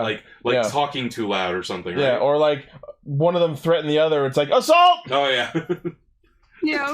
Yeah. Look at this map, and it's like they're not even on the same landmass. How did they get there? Oh no. Wow. This must have also just been so fun for the actors. Oh, yeah. Just like, hey, I get to do something completely different. Yeah. Because, you know, when you're in a Sentai, you're usually acting the same all the time. Plus, they get to have the enjoyment of, like, taking the piss out of each other. Yeah, like, who can do the most, like... caricaturizing each other. I'm genuinely surprised we didn't get, like, Himeno go, yo... Yeah. So yeah, I just love Himeno pumping iron with just like no effort whatsoever. Oh my goodness! And then just being like, "What muscle are you even exercising? The one to help my people." Yeah, I'm gonna buff up this weak ass body of yours. Gotta get gains. But yeah, so what Kaguragi and Himeno did was like very multi-layered, and while they did act in self-interest, technically they were actually like amazingly helping themselves and each other's countries. It became more symbiotic than I think they were planning. Sweeping benefits to both countries. But like, so what happens though? Like, so Himeno, as Kaguragi, has her shoe gods, Kamakiri and Scorpy, start harvesting all of Tofu's crops and sending the food to Ishibana for free. at first. And I love how we got double shots of Kuroda rolling in, going, Kaguragi Dono, what the fuck are you doing? Why are you ruining our country again? Oh wait, it's a Tuesday. That's funny. But yeah, so... Wait, it's a Tuesday? So Himeno, as Kaguragi, sends a bunch of Tofu's food to Ishibana, and this results in Ishibana's people overeating and getting fat, but then at the same time, Kaguragi, as Himeno, is sending Ishibana's med teams to Tofu's field workers to, like, power them up with their medical techniques. Oh yeah, they did that one shot of the guy getting the massage, and he did the meme thing where he's, like, firing lasers out like eyes and mouth. So weird. And then also, later in the episode, we see that Himeno, as Kaguragi, is teaching Ishibana's herbalism secrets to, like, the higher-ups at, like, all of the Kurokos. And it's like, wow, this is actually going to be super helpful. Oh, hey, we're doing a thing, like, working together. So, while being selfish and acting in their own interests, because Kaguragi cares about his people, and Himeno cares about the Ishibana people, and about giving them the food and all that, they're actually, in their own twisted way, helping themselves and each other's countries prosper. And meanwhile, the one winning it all is Sebastian. Because again, I thought it was funny that they're keeping it up that he got a gut. He got fat, and so they played it up. And then he got deviant art fat, which we've seen that a few times at this point. That's going right in the thumbnail. Boy, that's going in my private folders. I think out of everyone in terms of performance, my favorite has to go to Himeno's actress, because she just took every fucking opportunity to just go full on, like, spread legs, like, yo, just man spreading all over the place. It's great. Yeah, when like Himeno as Kaguragi, like, she did like the henshin pose that, like, Kaguragi does. She fucking nailed it. It's so good. I was saying, how fucking funny would it have been if this was the episode where we got the rest of the stock henshin? That would have been the greatest troll ever. And it's cool because they do the thing where, like, you know, Goma goes in there to, like, fight them one-on-one, and of course, no one knows how to be in their own different body, like, which I don't know if that's entirely justified. I did think it was funny with Gira, because that's a different weapon. Yeah, like, how do I use this new henshin device? Yeah. Jeremy tries to tell... Oh my god! I just realized, how do I shot web actually makes sense. Yeah, Jeremy tries to tell Gira how to use the Kimono Slayer. It's like, you have to use this key and it goes in there, and Gira's like, fuck that! That's too complicated! I just want to slash! Well, and also, you brought up a good point while we were watching it. Maybe they weren't thinking about this too much, but this implies something. Yeah, so even though they're in... So, when they henshin, they take the form of the power attached to the body that they're in, rather than Rita in Yanma's body becoming Papillon Ogre. You know what I mean? So they... Yeah. This implies that the power set is tied to the body rather than the mind. Which makes sense, because since it's like a royalty thing passed through the blood, the king genetic, it would be attached to the blood in their body. That is true. Jeremy did put the crown. Yeah, Jeremy putting the crown on it, like leaning up to put it on his face. Like, what the fuck, dude? When did you ever see Gira do that? Yeah, it's muscle memory, I guess. God damn it! Oh! I think it's referencing his henshin sequence, like when he puts he covers his face with the sword. I just realized that's absolutely what it is. It's you because didn't realize that? No, I was too busy laughing at everything else to realize. He puts the crown over his face because he puts his Kimono Slayer over his face. I didn't pick up on that. That's funny. And you get yeah, Yama said that. It's a biological DNA lock on the caliber? Oh, okay. Yeah, and Ichi's the resident King-Ohger lover. I was busy laughing! He was too busy. This episode was fucking funny. He was too busy loving to notice. That's what happened. Yeah. Too busy living, laughing, and loving. Exactly. Yeah. Yeah, and another thing I noticed power set related was they were using each other's King's weapon modes, which was very cool. Then they immediately switched to their... Well, one of them switched because Himeno as Hachi-Ohger was... The whole switching thing is getting complicated, but one of them was using the claw mode and then switched to the scythe mode. And then you see Rita and Yanma each using each other's mode. So Yanma as Tombo Oger using the bow, and Papillon using the gun, and that was cool. And then they had a funny moment where they're like completely opposite each other, shooting Gorma in the middle, and it's like, you guys are hitting each other! We don't care! We're pissed off! It was a great little moment. I had fun with the whole, like, you're fighting too, like, brutishly. Like, you could fight more elegantly. You guys are kings! Who cares? You're murdering! Yeah. Go put some finesse. And then what finally undoes the body swap is when Jeremy, as Gira, goes in holding the crown lance, and you think he's going to try and slash with it, but then Gorma uses his jutsus to turn the crown lance into some kind of food item. I don't even know what it was, like a churro or something. But then it turns out, haha, I wasn't going to slash, I was going to punch! And then lands a fucking socker right on Gorma. Which I guess that was the whole point, him saying, like, I thought he said if you can defeat me, but I guess it just meant if you can get me. Yeah, I guess it's one of those, like, you have to land a hit on me things. Again, maybe I'm playing... Very weeb. Oh, God, no, he Naruto'd run. Right into Area 51. Oh. Remember those days? No. I was going to say, actually, that... Maybe that's like tag. Maybe they are playing it like kids. I don't know. Oh, maybe. It's like it is. This is a little much for kids, though. Like, you guys genocided. Like, yeah. You've sterilized planets, galaxies, even. Yeah. So everyone gets their bodies back. And so have we been having a great time, great happy fun time body swap episode? It's been a super fun episode. How are we gonna end it? Stab. With suddenly the retainers warp in, and you think, oh no, they're gonna kill the retainers, but it's okay. They stop themselves at the last moment, and then the retainers turn around and stab our heroes. Holy crap! And the interesting part is, they're not matched up exactly. The retainers are matched up to as if they were still body swapped. Which I love that attention to detail, because it just happened. Yeah. So they wouldn't know, right? It's pretty safe to say that this is Hillbill using her manipulation powers to control them. That's what I mean. So this is Hillbill trying to do this, but she didn't know that they had swapped back yet. Yeah, like that's a great attention to detail. Also, I just love how they played that scene, because it got really quiet. Yeah. Like, it knew when to not use music. Yeah. Which is that's just as important. Yeah. And then the episode just ended. Yeah. Like, it was like hell of a cliffhanger. And then next week we see the episode preview where they're all alive. So hooray, spoilers. Well, I mean, we had, 24... How many episodes are left? I didn't think they were getting all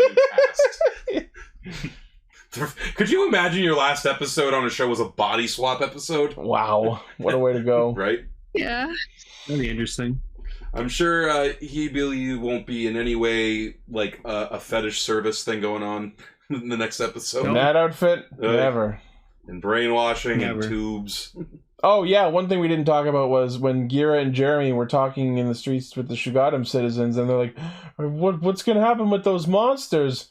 Those aren't the Bugnarok, are they? And they assure them, like, nope, they're not linked to the Bugnarok. And it's like, of course not. We trust them. So they established that, in this 2-year time skip, the Bugnarok have come to be accepted, which is excellent. Yeah. Nice. That's great. And like obviously, like, the point is that Gira is like, a man of the people. But I just love when that lady just like playfully hit him. She like slots him. She hit him kind of hard too. Just like a running thing I'm doing in my head now is anytime like someone does something that would not fly with a monarch, we just again smash cut to the guillotine blade falling. She slaps him, cut to the guillotine. Like, well, you're losing a hand. That's our king, lady. No, she got him execution and Shugadam is you get slashed off that cliff. See, you know what the funny thing is? If Rackley's was still in charge, absolutely would have happened. Just smash. Off the cliff. Off you go. But you're absolutely right, Lane, because then we know they're dead. Sure. We have precedent. I could see it like that episode of Simpsons when like all the Homer clones fell off the cliff and it just like slowly piles up to a pile of Homers. Like, hey, we gotta stop using this gorge. Leap to our doom. Oh boy. Yeah, fun episode. So yeah, next week's episode we're gonna see Hillbill Leech in action, and this is the thing with the retainers is probably her brainwashing. We'll see what that's about. And also there was mention about the king stepping down. Did we do that subplot last episode? With with the kings stepping down from their positions and being in prison and all that? Are we doing this again so soon? Really? We were just there. No, now it's official. It's without crimes. Without crimes, or at least less crimes. No crimes. But I mean, still the war crimes, though. You know, the actual war crimes they commit constantly. Yeah. I mean, several areas of Shugadam got nuked because Gira fucked up Dougle's name. It was fine. I saw the parachutes. Good old Dig Dug. The parachutes came out after the meteors. Slowed their descent. No, I just imagine like 5 seconds later. Oh, I also like the I liked like the kind of eye catch after the opening where like you see all the shoe gods just like stacked on top. Oh yeah! Look, we're a Megazord. That was fun. I was wondering, like, what in universe are they doing? And are they playing? They're playing. That's like, cute. If so, like, look, we're Kingohger. I feel like it was a Shinkenger reference when they first tried the Megazord and they stacked on top of each other. Where the Zords made an Odin stack. That could be entirely true, actually. Yeah. Although I like what Seven's saying. Yeah, that's how they make. That's how we make baby shoe gods. They're alive, right? You know, so, circle of life. Circle of life, circle of death. That's why there's so many cicada shoe gods, because that's all they do is yeah, and scream. Yeah. Oh, dude, every time in the one of the highlights of summer for me is going outside and hearing cicadas everywhere. I love it. It's great. It's just like that. Instead of live, laugh, love, it's laugh, scream, fuck. It's what I try to live by. Go up in the chat, sorry, because I think that's a good point there. Himeno's firework that got her in jail was 20 times more powerful than the most powerful recorded nuke in human Jesus! So yeah, Himeno, what the fuck? Himeno's Oppenheimer times a million. Oppenhimeno. Oppenhimeno. Make that weird thing, internet. Let's get an Oppenhimeno poster. Kamakiri Ogier von Oppenheimer poster. Oh my god. Alright, well, so many fun ideas. Power Rangers. Alright, feature topic time. We want to talk about Power Rangers. I'm heading out. I felt like I didn't have enough context for this, so I didn't watch it. Alrighty. Yeah. Thank you very much. It's gone. It's gone. Take care, everybody. Bye, Emily. Bye. Bye. Hi, Gar. I knew you wouldn't want to miss out talking about Power Rangers. You don't think you could do this without the original yellow Castranger, would you? Aww. Just like riding a bike. A really giant Megazord bike. Freshly animated and on the moon. Alright, so yeah. No, I got my schoolwork done early, and I was like, "Hey, Lane, you guys talking about Power Ranger thing yet?" And he's like, "Nope." And I'm like, "Oh boy." Maybe I'll see what them Castranger boys are up to. We take this back to the past. Bringing the party to play the shitty games that suck ass. Oh. Hey, I mean, the Mighty Morphin Power Ranger games, a couple of them are really good. Yeah, not many. Unlike this thing where it's a very mixed bag. I did have a lot of questions. There are many questions. So shall we talk about let me pull up your notes. My first question watching that whole opening sequence where Trini gets murdered by Robo Rita is, why is the Green Ranger back in action? There's a lot of what ifs in this that are weird to explain. Okay, I think we gotta start. We went back and forth on is this during the show or is this after? But then they established the one thing that cinches that this is after the show is that it's Robo Rita. Well, not only that, we see a gravestone that says 2022 as the time of death. Because yeah, people die. Well, a person dies in this. Yeah. I wonder who. Well, I mean, you could theoretically say that Tommy has the Master Morpher during this special. Sure, Yeah. but they didn't address it at all. Oh no, believe me, I asked Simon Bennett. I'm like, so was that the Master Morpher? No explanation. He'll bitch and complain about everyone else on Twitter, but why ask a genuine question? That guy just seems like a real pain in the ass in general. Oh, dude, it's one of those things of he knows how to do his job. He just gotta keep his fucking mouth shut on Isn't Twitter. he that guy that recently was like, we need these shows to be less like tokusatsu? You know, the thing they're based on. That's the most amazing thing I've heard anyone in this fandom say. Exactly. See, even my cat's afraid of the Power Ranger special. All right, so we should talk about what this is for a second, I guess. So, Mighty Morphin Power Rangers Once and Always is a Netflix special that's meant to celebrate Power Rangers' anniversary, and it's basically the story of Trini's daughter, Min, and the return of many well-known Power Rangers actors and characters. And overall, I'd say it was pretty solid. Like, aside from my several lore questions, I enjoyed it. And there's questions, but that's what this is obviously what the big thing was. It's Trini dies in this. Yeah. Straight up dies, which obviously we have Rita actually using the word kills and death several times. Which was weird. That was so weird hearing that in this. I'm going to kill you. I'm like, oh. We're on Netflix. We can say that word. And so, but no, go ahead, Gar. This special is sort of I don't want to say it's pure bad, but it's very mixed. It's a very mixed bag. I would say the same for me as well. There's not a lot of great acting in it. No, even I have to admit that. Especially Trini's daughter. Oh my god! Honestly, she was painful. I think she was the character-wise, probably the best idea. Acting,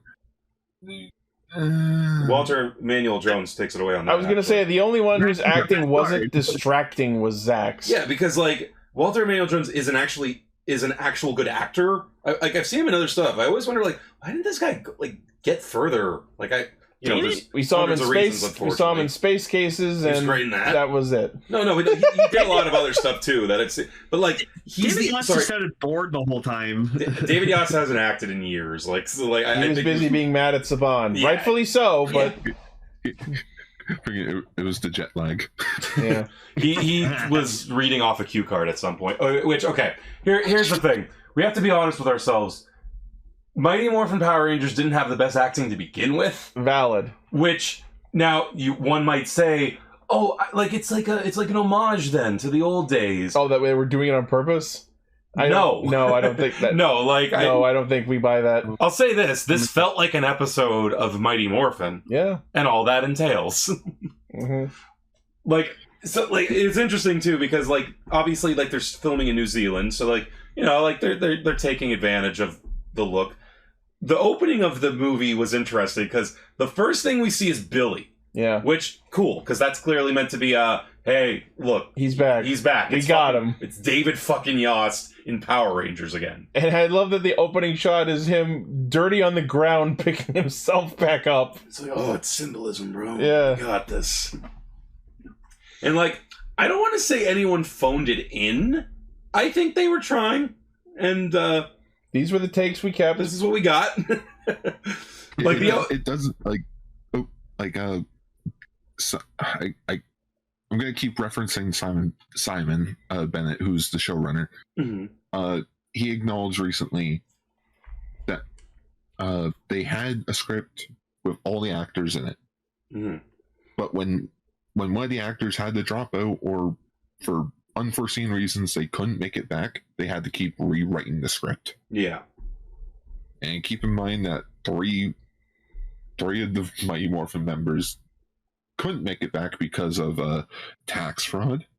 Left the franchise. Mm-hmm. And the other one left the franchise. I ain't coming back either.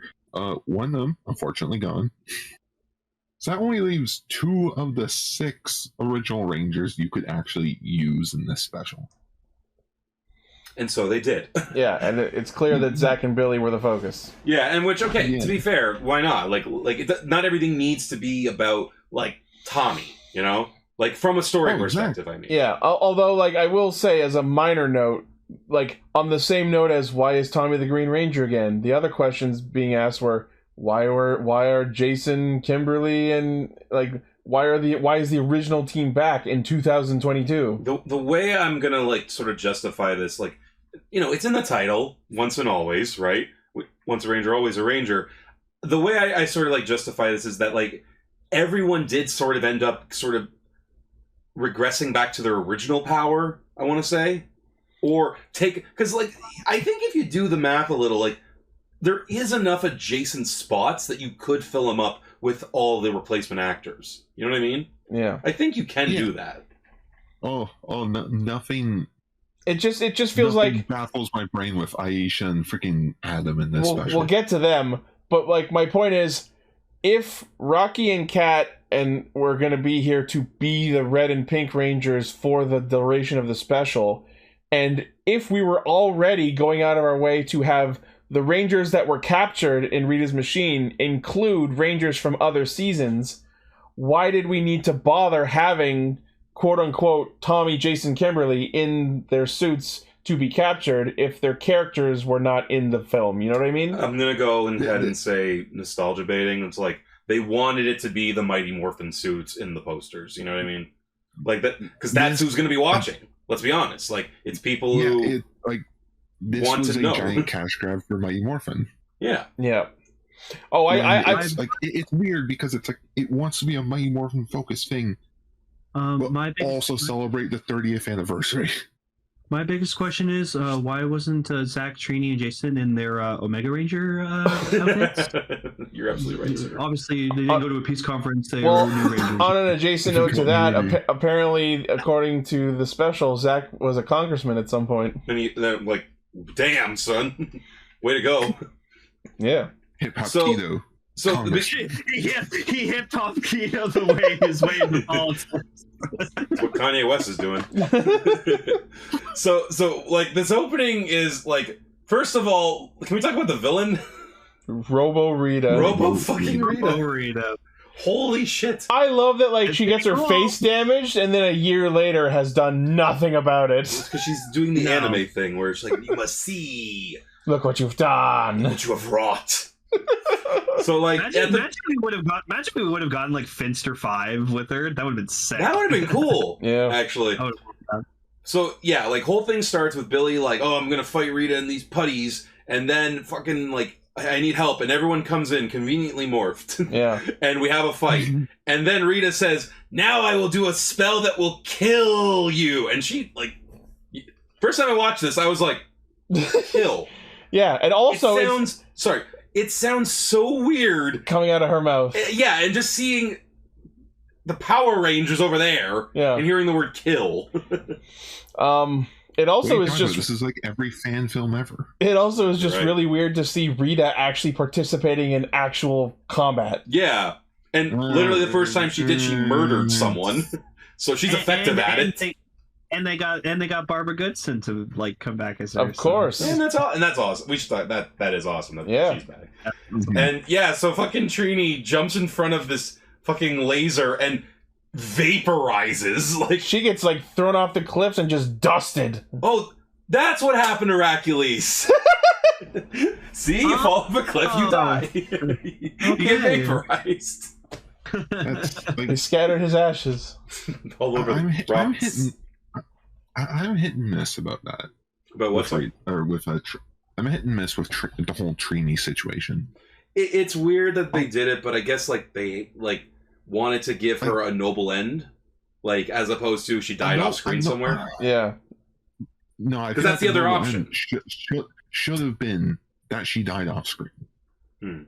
Because this feels Dying off screen feels too much like the easy way. At least this way, it's like there's like a visual monument of some sort. Yeah, like, and well, yeah, but this is a delicate situation no matter which way you slice it. Like, if you do it off screen, also then like you're also kind of doing what was that fucking fan film? Oh, Power / Rangers. Yeah, like that's what they did in that. Yeah. So maybe they also wanted to stay away from like doing something. Having like it be off screen and simply mentioned by other people feels like disrespectful and a lack of effort, in my opinion. Yeah, like I mean, like I'll say this: this was tasteful. It wasn't like I guess as tasteful as like vaporizing the character on screen can be. Yeah. Like I don't know. Like at least she did it saving someone instead of just standing there on her own and being and it has to be said, it was Billy who, if you remember in the like, they were close. Like, yeah, they were friends. Yeah. So I don't hate it. It just, what really sucks is that Twee Trang died in real life. Like that's what really sucks. There's no perfect answer, but out of several answers, this feels like the best one they could have gone with. And then this leads into like I think maybe my least favorite scene. Well, before we go to that, what were you saying, Gar? Oh, it's just I'm never gonna be satisfied with it, mainly because I've always envisioned like a perfect way of how they could have sent it off Trini. You don't break an arm jerking yourself off there. I was about to so you're angry that they've messed with your fanfic. It's okay. We've all been that angry about that exactly before. See, this is why I don't write fanfic. All right, like legit, I'd like to hear it though. Like, basically, in short, current Ranger team's in trouble with an old foe. One of the members is trying to recruit older Rangers. It says here that the yellow Mighty Morphin powers are around somewhere, so I might find Trini, and it leads him to a cemetery. And then on the tombstone, you just see like the saber-toothed tiger power coin there. Neat. That actually would be pretty nice. Yeah, you're right, Gar. That would be better. No. That is good. But I do like that. That actually is a nice way to do that. And thus, after committing her heinous deed, Rita is seen shouting, "Goodbye, Trini Kwan! I'll be in the dark dimension!" Which is like, how many times have I said that? No, she said something that was like, oh my god, it's like every nerd ever or something. Like, I'm gonna be in the dark dimension. Like, what? She said something else. I don't know. Whatever. But that was pretty funny. But then we go though to like Trini's house. Yeah. Right, where we got Billy and Zach because they showed up, and like they're having, it's the most cliche thing ever, where they're having that out loud conversation. Oh. What are we gonna tell her? Like, they didn't discuss this beforehand. Like they instead of discussing this before going to the house where she has, they have this conversation within earshot in the house. Like, and then literally it happens. How do you tell someone that their mom was killed by Robo Rita? Well, Rita repulsed them, and then she's right there, and it's like, oh fuck! Like, wait, who's Rita? What happened? Like, she knows nothing about any of this. Like, Jesus Christ! Like, that is literally the worst way you could hear that your mom died. Like, to Rita Repulsa. And like, I was half expecting her to be like holding a glass and a sandwich in one hand and just drops plate shatters, slow motion. My immediate question in this scene is: does she have a dad? Where's he? You know what? Trini's doing her thing single. Nothing wrong with that. If so, we all know the real dad is Skull. We all know that Skull is the father of her, and Spike, he's busy dealing with his failing food business. Failing? I'm sure you mean thriving. We'll get there. So yeah, this is where we're introduced to Min, and I don't know the actor's name. What do we know her name? So someone could look it up. I don't know. Hold on. And I'm assuming like they're in real life an actual martial artist and gymnast. And I just want some of those kicks didn't look real convincing. Well, that just could be camera angles. I just want to say, I'm sure like she is a wonderful gymnast. She is a really good gymnast. The acting, Charlie Kirsch. Like it was like. Charlie Kirsch. Okay, Charlie Kirsch, wonderful gymnast, wonderful like martial artist, and best of luck to you. And actor. Yes. Technically, she has acted. No, I'm Charlie Kirsch, gymnast, martial artist, plus actor. That's it. Triple threat. Why'd you give her British voice? No, that's Garth Marenghi. Oh. Plus actor. Oh, okay. One of the last things she acted in. This? It was a short film in 2018. Oh, you mean aside she from this? didn't act for. She didn't act for like 5 years. 5 years. No wonder. That explains a lot. Good, dusting it off a little. There's only 4 credits to her name, which includes this special. Maybe she's not acting much. Who knows? So maybe she is not a actor. This is to be fair, that's part of the course for Power Rangers. That is true. I also just want to mention, like, yes, it's obvious to anyone with a fucking brain in this fandom that she was going to end up becoming the Yellow Ranger, but the Netflix description for the special spoils it, and that's really shitty. Which is weird because they go out of their way to not spoil it with the picture card, because it only shows the 4. Yeah. Like, yeah, it spoils, I guess you could say that, like, it's not Jason and Kimberly. Yeah. But, you know, why go that far then not do that? That Netflix is a joke. Yeah. Anyway, back to discussion. So what ends up happening is Zach, I guess, becomes her guardian. Yeah. And, like, 1 year later. She calls him Uncle Zach. Yeah. Which is weird. And Min's training, and, you know, like, again, we see, okay, so, like, this is why they got this person for their martial skill, I suppose. Mm-hmm.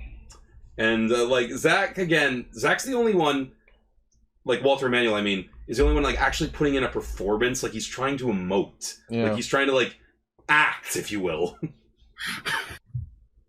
Yep. It was great. And it's the whole thing of, like, she wants to become she wants to be like her mom, and he's like, oh, no, I'm protective now, because I'm your dad, I guess. Yeah. Just, where's the morpher? Nope, I don't know where it is.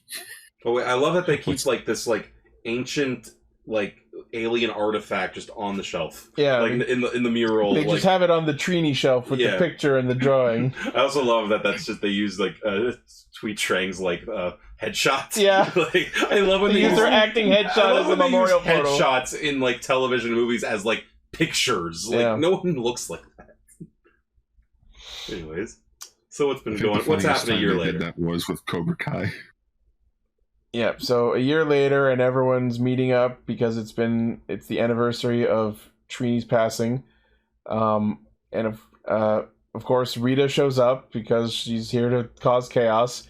And here's where we find out that our monsters of the week for the film are Snizzard and Minotaur with powered up metallic forms. Why they chose those two? Hasbro. Got me.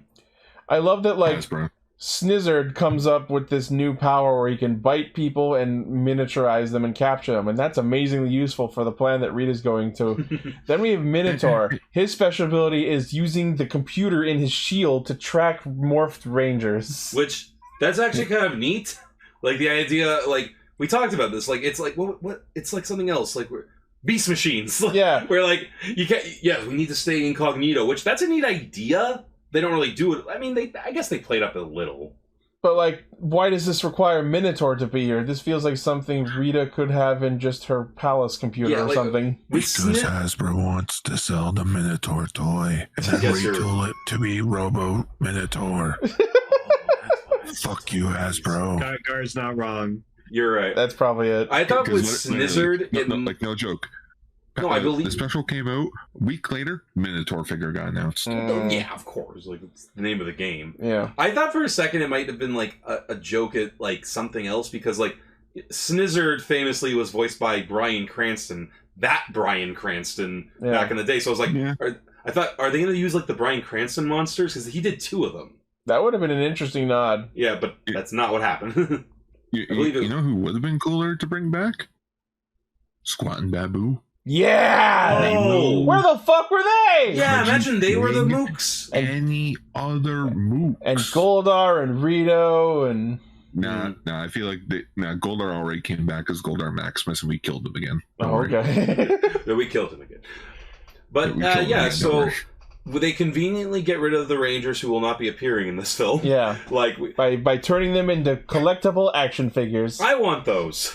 Rita's trying to collect them all. That's her evil plan. I just fucking love that. Like they're on the way to the freaking cemetery, and you just hear in the background, Dragon Zord. Yeah, you Dragon hear Zord. Tommy and Jason and Kim all morphing off screen. Yeah, well, yeah, because like not grunting or fighting or anything. You just straight up hear them shout the names. I'm like, we didn't get a single Zeke Zeke Aya. Yeah. Oh wait, we kind of did from Min. Yeah. Actually, she sort of did that. Yeah, a little bit. So then we get the real triumphant return, the Rad Bug. The Rad Bug 2. Yes. The sequel. And it's funny because like obviously like they got to stretch this out a little. So like we gotta do a tactical retreat now. Let's go. Let's fly out of here on this thing. And I love that they show it, but you don't really pick up on it, and then it's not shown until later when Min is getting away in the Radbug 2. Apparently the way it activates its flight mode is by activating its windshield wipers. Hope it's not raining. You were like, oh yeah, because it never rains in California. Yeah. Maybe that might be the joke. And I'm like, wow, that's brilliant, actually. But keep that in mind for later. Also, keep like the Radbug 2 in mind for later. So also, it's weird how often Rita calls like Billy Cranston. Yeah, isn't that like more like 5 times? At what point did he tell her his last name? And not only that, like it's not like she speaks that to anyone else. Yeah. Like, it's you, Cardenas. Like, like I wonder if that like what the reasoning. That's the actor's last name. Oh, sorry, yeah, like, DeSantos. Sorry. Yeah. Like maybe it's because she's a robot, so she she is analyzing him and his name comes up. Sure, fucking maybe. I have found you, Billy Cranston. Yeah, exactly. It's like how robots. It's like robots and stuff. They always call people by like their full name. So. Oh, I have found you, Rocky Santos. Jerry brings up an interesting point. The reason she might know their identities is because Robo Rita's body was partially created by absorbing Alpha 8. True. That actually would explain it. No, yeah. That her knowing? Okay, cool. But why is she calling him Cranston? Like to be a bitch, I guess. Cranston. So we get this really funny moment too, where it's like, Min wants to join the fight, and she's like, "I'm ready. I've been training. I've been fighting for a year." And Zach says, "This isn't teenager business." I'm like, "You liar!" I fucking love that. This is not teenager business. You are a hypocrite. This has almost exclusively been teenager business. Years and years of teenager business. It's what you do. I just think it's like this isn't teenager business. I just think back to the first episode of Mighty Morphin. I mean, are you guys really going to believe that? We were just talking to a giant floating head. Alpha 9 even says, minutes later, life is busy when you're raising a teenager with attitude. Said it. All right, so I want to talk about this for a second. So we got a new command center. Last one blew up, right? Yeah. So they relocated. It's on the beach now, which is kind of interesting. It's got a similar design to the old command center. It looked like darker. Yeah. Yeah. And it's Alpha 9 in there. Yeah. And as we learn, like, what's the whole backstory to this? I guess this is what happened right before, like, Trini died, right? That's what they're implying, right? Yeah. Yeah. Like, so Billy wanted to bring back Zordon. Like, that's what he's trying to do.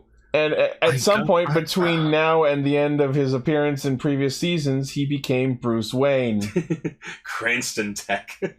Which I'm like, that's he literally built the fucking command center as the Batcave underneath his own company building. So Billy Actually, is fucking Batman. It's my dream. It's above his case. I also love it because I just see on your notes here. I love too that Rita's moon palace is called Pandora's Palace. Yeah, no, that was amazing. And they do it twice because not only does her moon palace say Pandora Palace, but later when the Rangers kick their plan into action, it's the Pandora Protocol. Oh yeah, and that's Rita's Japanese equivalent's name. There's a lot of nods like that in this to like mostly Power Rangers and less Sentai, but stuff like that.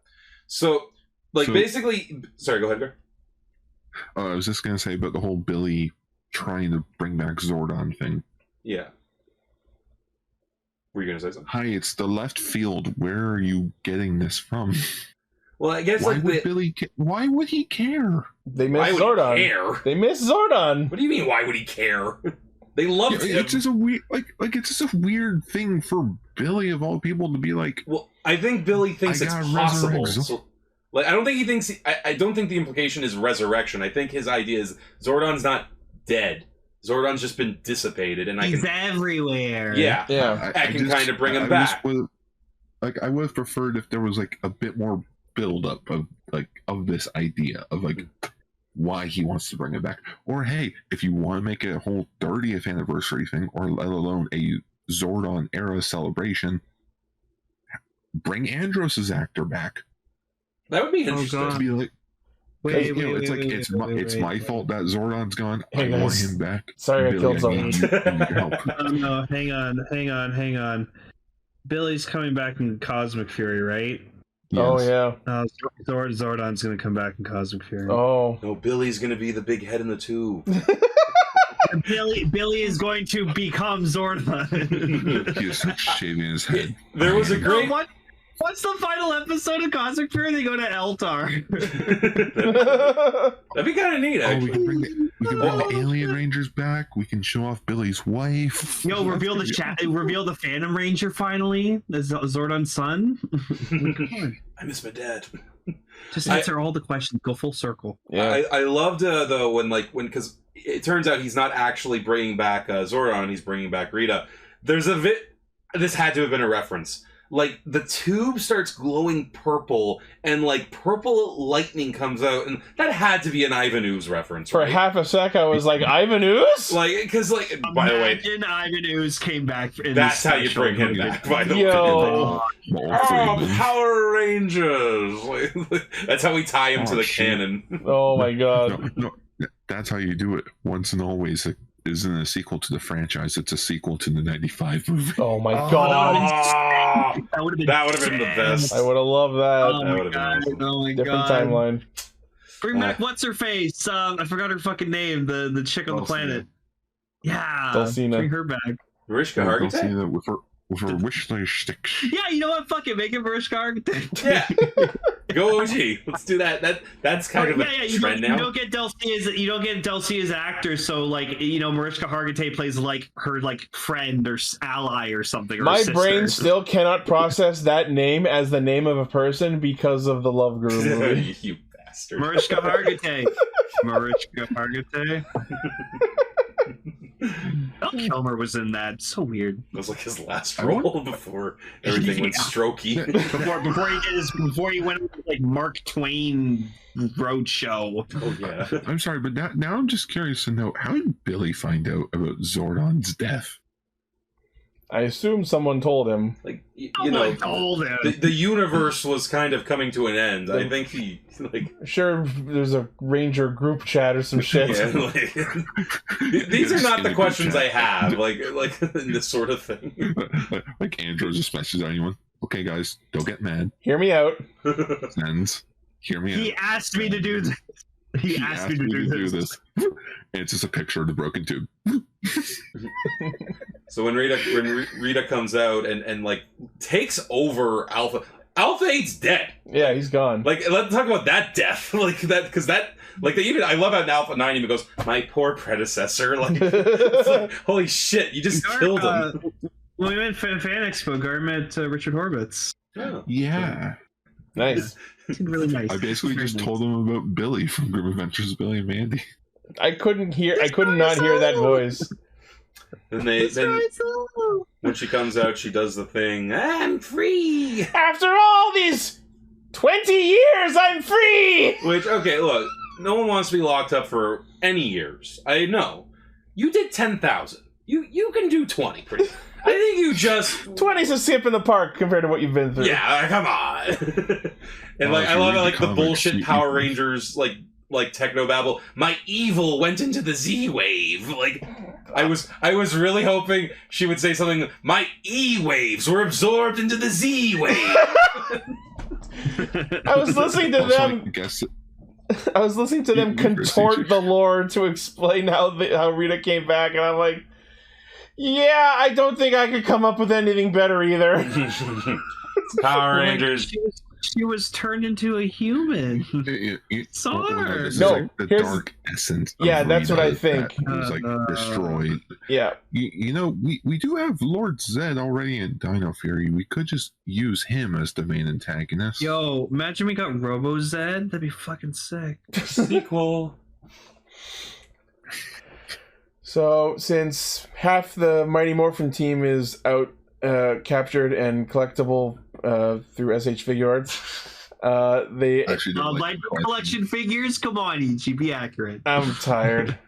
So they activate the Bandor protocol and start contacting other Ranger teams, and in warps Cat and Rocky to replace Red and Pink.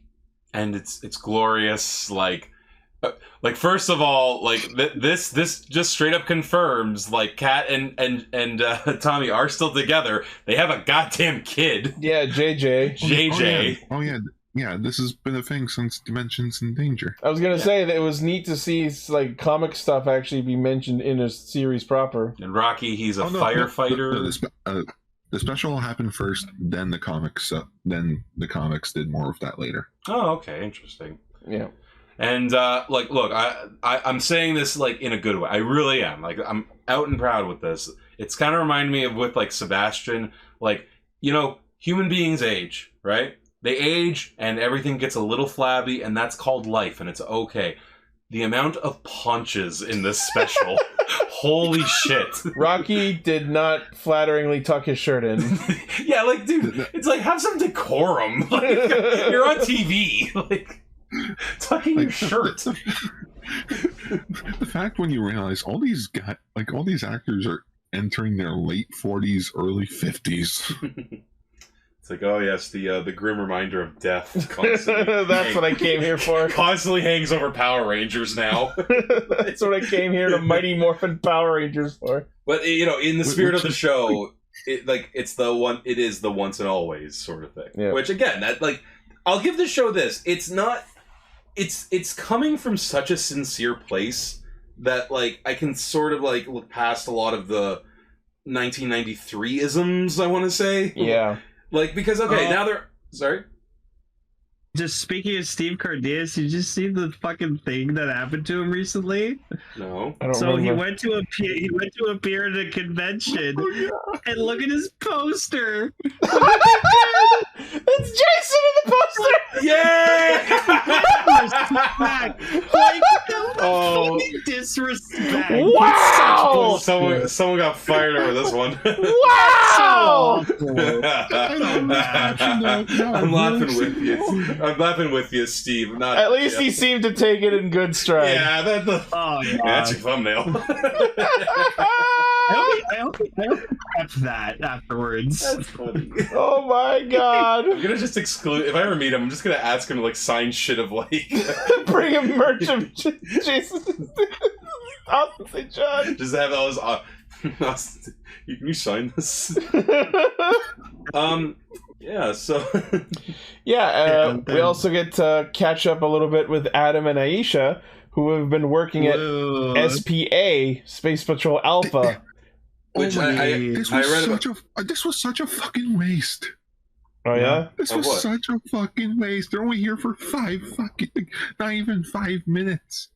I don't Why think did these they guys... fight about for less than 5 minutes? Johnny Young Bosch is like, you know, he's got more shit going on with like voice acting, and like, you know, they're not all actors anymore. They like... Then why come back? Yeah, we got an hour, man. I actually appreciated that they were back at all, and the connection to SPD through that I thought was a neat little knot to tie. Like, this is what's interesting. Like, this is not playing up the fact that it's an anniversary so much, which is, you know, to be fair, a bit of a detriment to an anniversary special. Yeah. This is really playing up, like, we just happen to be here at this point in their lives. This is what's going on. It's literally just here's where they are now. Yeah, and which, to a degree, I think it comes off more natural than if they had forced an anniversary feel to it. Yeah, like, I'll say this, like, I've seen this twice now. First time I watched it, I honestly wasn't into it too much. Yeah. This time I'm like, you know, like, I'm seeing it a bit more for what it is, you know? Yeah. A cash grab. Yes. It can be both. It can be two things. It can be two. So yeah, Putty. It was nice to see we need to have that nice cast shot. It was nice to see the juice bar again, even while Putty Patrol is just trashing it. Yeah, they're having a good old time. Although I will say, like, at no point do we see Ernie or whoever is running the place now. Oh, yeah, it's bedlam in there. Ernie's actor, unfortunately, isn't with us anymore either. Yeah, but I think it's even implied in the show Ernie isn't alive. Like, the only thing they said was, I wonder if they have Ernie's old recipe. Which it doesn't say anything. They didn't show us who's running the place now or anything. Like, no Lieutenant Stone, no whoever that other woman was who ran it after Ernie. And then they, like... I like it too, like, something with the putties that they do that I like is that when they die, they crumble. They actually crumble into, like, rocks and stone and dust and shit. Which, that was fun. Yeah. Oh, we also get a nice little like nod to I guess one of the more mimetic moments in Power Rangers where they say, like, "Don't worry, I don't care that too much pink energy is a bad thing. We're doing this." That was actually an interesting lore nod where, like, yeah, we were duplicating active powers. This is dangerous, but we've got it under control. You don't have to worry. Yeah, like they say, like this isn't going to be forever. Like this is just until like so like that's what I mean. There's clearly Sorry, I'm going to say this. Like, there's... Or, hold on. There's clearly an attention to the lore going on. This isn't just throwing shit at the wall. Like the people writing this made sure to, like, cross their T's and dot their I's to, like make sure they were making the proper references where they needed to and addressing inconsistencies. Except for, I'm still not answered on why the Green Ranger was active in service again at the start. Because the Green Master Morpher. But if that's the case, tell me that. But then that's also the case of why doesn't Cat have a Master Morpher? Because Cat's not Tommy. That's true.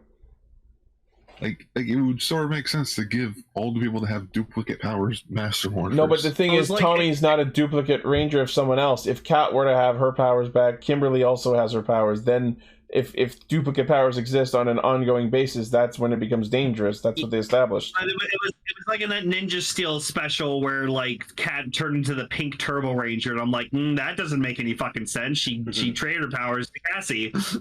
It should have been the Zeo powers. But those were destroyed, so no. The Turbo powers were also destroyed. No, they were all destroyed. The Zeo powers are not destroyed. No, the Zeo powers were not. They were just replaced with the Turbo powers and never looked at again. There's a headcanon theory that the Zeo powers are too powerful to use. To the point where it's like they're unstable. But then again, Tommy punched an entire building with a single punch in the comic. Because he's like, how long have you been holding on to that Zeo crystal? 20 years.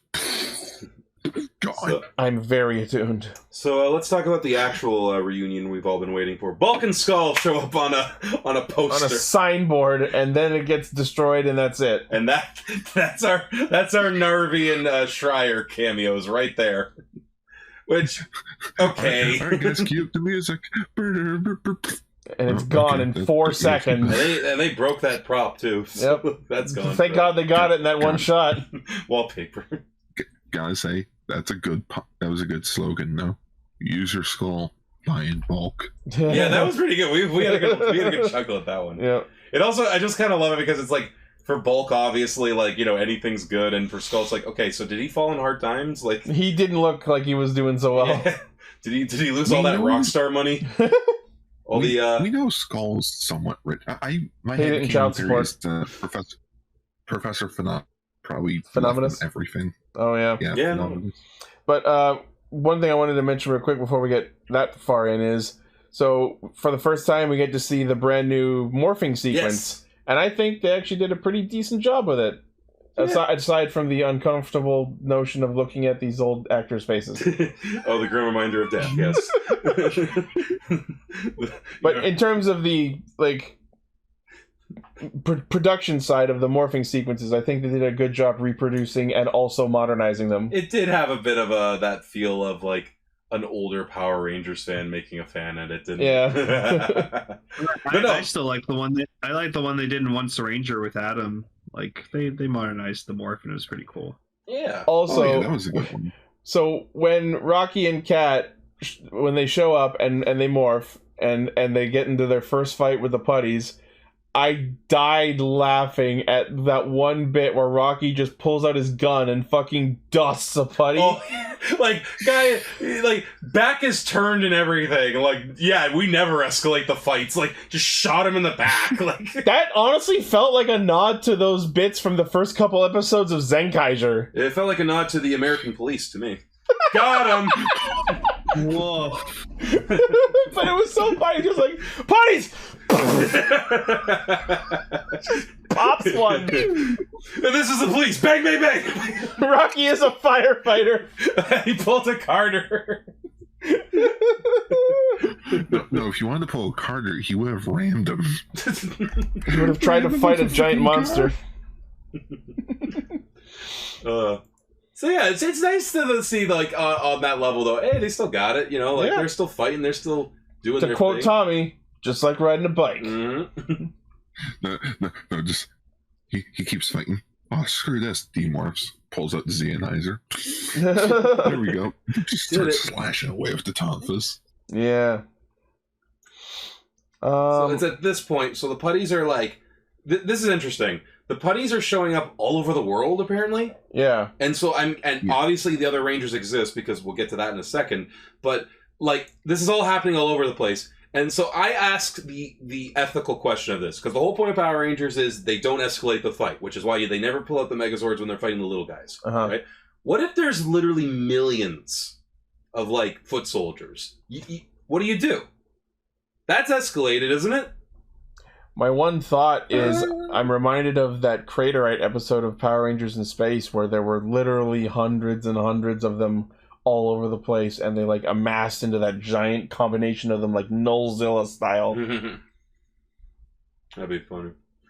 So yeah, but the putties are all over the place. They invade the juice bar. Min tries to fight them, tries to morph into the Yellow Ranger, and fails. Leads, by the way, the one point in the movie where I thought her acting was actually pretty good. That one part where she tries to do it, and it fails, and she looks down at it, and she's got this really good look on it, like, where she's like, oh, what? Like, and that's the one part where I was like, oh, I actually believe you had an emotion. Enjoy it well, as. Well, when we were watching it back when it first came out, we were all joking. It's like, why didn't it work?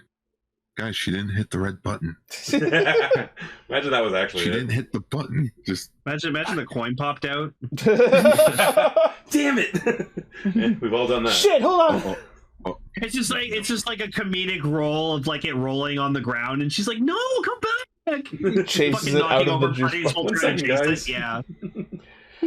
But yeah, Zack and Rocky warp in to save her, and we get to see Zack use his trusty old hip hop keto. Oh, it's 1993. She even calls him out, like, "Are you breakdance fighting?" So hot. So hot right now. Like, we were all expecting that, and they gave it to us. Let's be honest.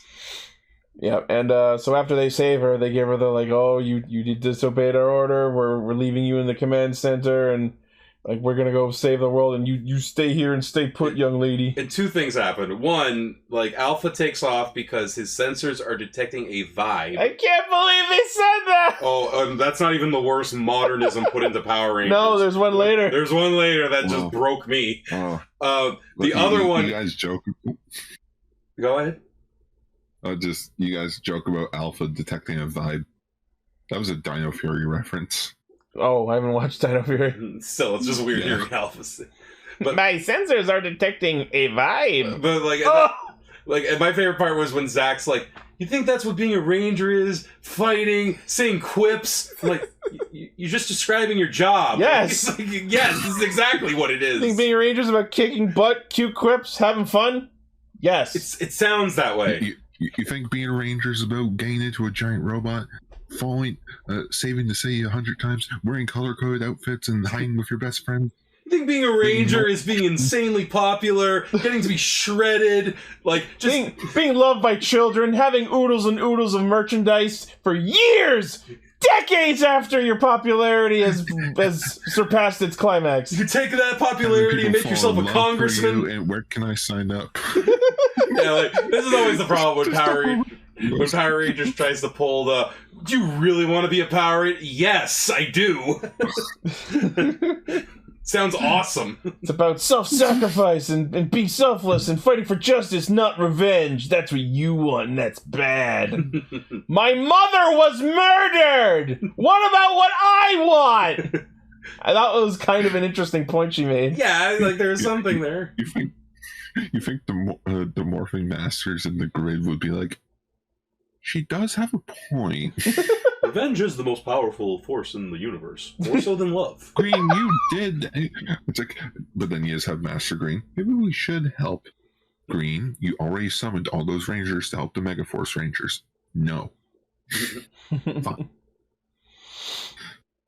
And I just love that, like, one of the things that Zack says to sort of dissuade her is like, Zordon sacrificed himself for us, and my immediate response to that was, technically Andros did that.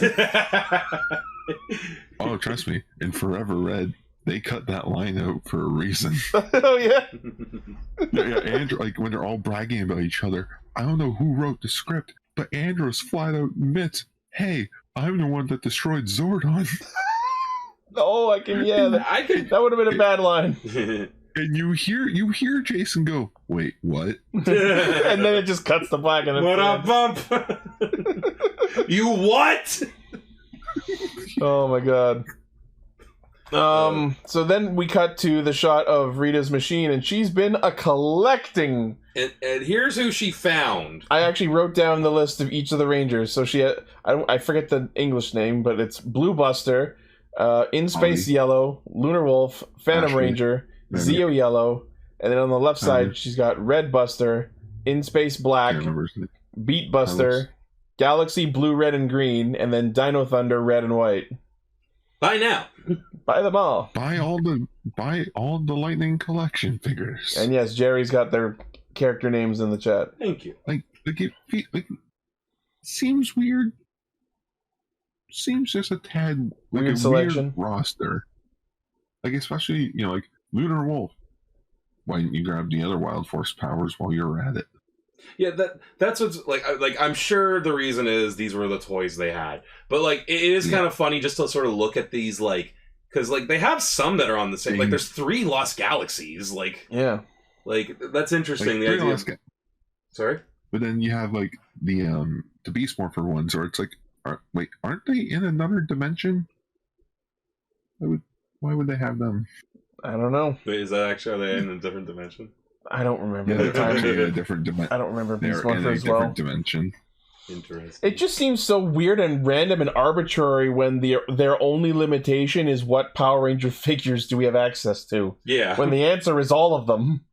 Like, yeah, they didn't need to be like up to date new one. You could just like, look, I found this in my my kid's toy chest from 2 years ago. It's, you know what they could have done? One.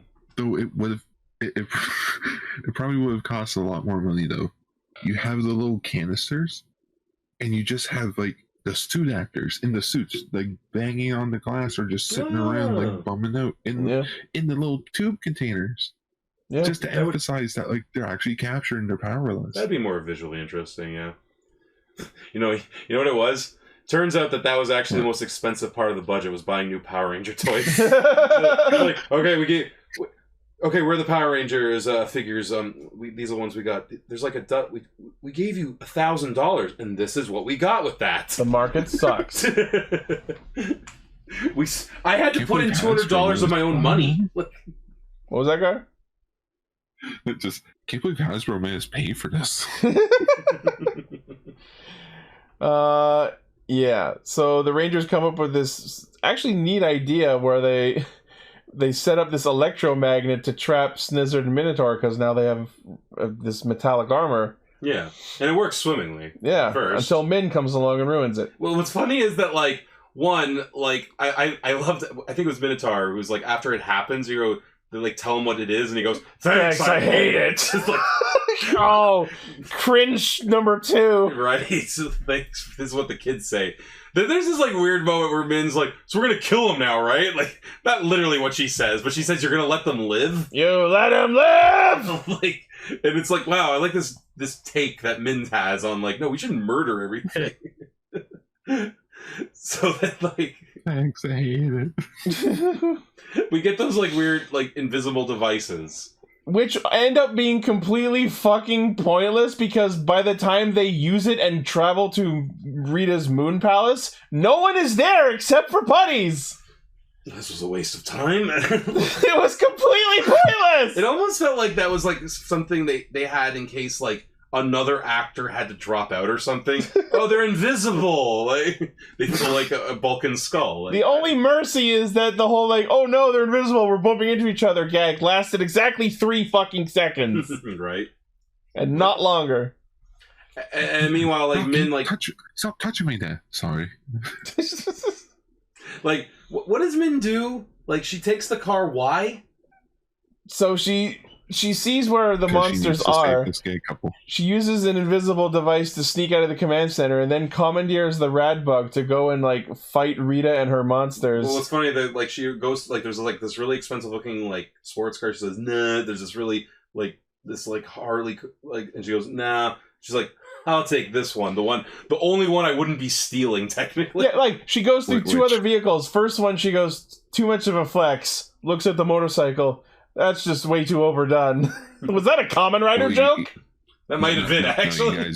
No, that was Jason's motorcycle, and that was Tommy's, like, SUV. Oh. SUV. And then, yeah, she takes the rad bug, too. Or whatever the van was. Right. And then there's this nice little, like, you know, she's showing that she has the heart of a hero.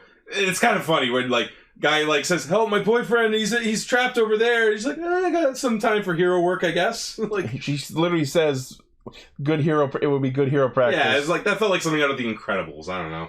And hey, props to Power Rangers for having an interracial gay couple. Yeah, that's what we call it, too. I can't believe I have to say this again. Dino Fury did it first. Dino Fury did it first. You guys have seen Watch Dino Fury. It's actually a really good season. But I hate Ryu Soldier. But I fucking better Ichi. I fucking love that, like, she just literally kills the putties by, like, ramming into them, and they just splatter. I love that! No one ever tried to do that before in Power Rangers. She just fucking rams them with the vehicle. And wait, isn't that how she learns to fly the car?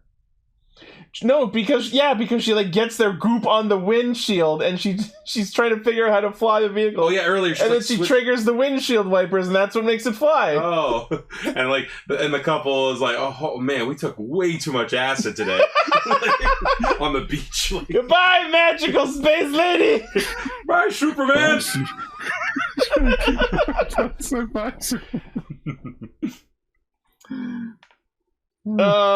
Yeah, so we can like rush through the rest of this.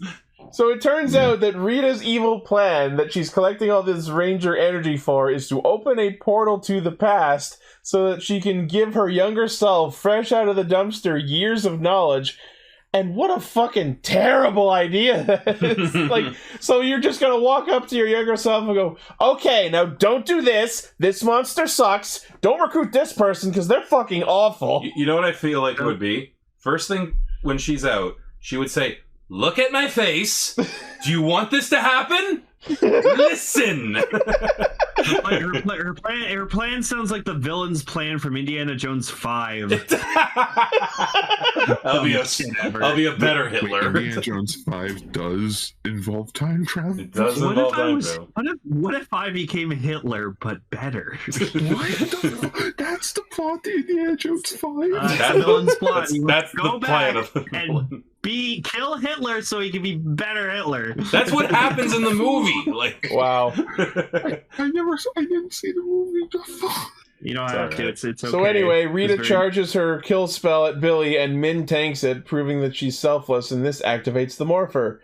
And also, a Trini-themed TikTok plays in her brain. Yeah, that was weird. Like, it was like, she's like, oh, it was weird. I saw my mom, and she had this bulge in her pants. Like, oh no. Was my mom my dad all along? Oh, that's what happened. That's why she was There's a whole new meaning. I didn't say that. Mads Mikkelsen said that. That's the plot of the movie. Don't quote me on that. What Lane said is in no way not what happened in that movie. Kaguya, that's exactly what I said while we're watching. I'm like, is this a Trini fan cam? just men. There were a lot of shots of my mom from the back. I couldn't see her face, and her voice sounded weird. Oh god! They just splits in some footage of Yellow Ranger while it's Aisha by accident. Wouldn't that be amazing? Oops. So like now she's got the power, and they do the roll call. And we get the full team henshin. Yeah, Ichi, how does that feel? We get this, but not in King-Ohger. Feels real good. Netflix peaked, you guys. Oh man, but yeah, so they all start fighting. And then eventually Rita yeets Snizzard over the balcony and make my monster grow! I like though that like Snizzard, like, because wasn't it like they got rid of the like the little tubes or something, the little snake wires? No, they said they had to kill him to get those off. Oh, right. But I'm so Rita's like, you need to kill him? All right, let's make this a challenge then. But I love how Snizzard goes, "Why my queen?" or something like that. Yeah. He's like, well, "You're about to get an upgrade." Like, yeah. But yeah, so Rita yeets Snizzard and then turns him giant. And then Billy goes in and fucking stabs Rita right through with his lance. On screen, impales Rita through the back. That was fucking badass! Wasn't expecting that. And weirdly, it's not the killing shot of the movie. No, it's just that's his I did it. Yeah. I did it. And then because Snizzard's grown giant, it's time to summon the dinosaurs. And we get a like it looks bad. Okay, my one problem is I think they're too shiny. They look too metallic. Other than that, I think the modernization of the sequence is perfectly fine. The way I put it, go ahead. I was just gonna say I want to go back to years ago when Cell like beautifully referenced the original like Dino Megazord transformation sequence. Like that shit is just nothing will beat that. Nothing's ever gonna. No, yeah, there's just something to that thing standing. I'll say this: very recently, it came close in. What's that show called? It's the one that was in Fortnite, King-Ohger. Fuck you!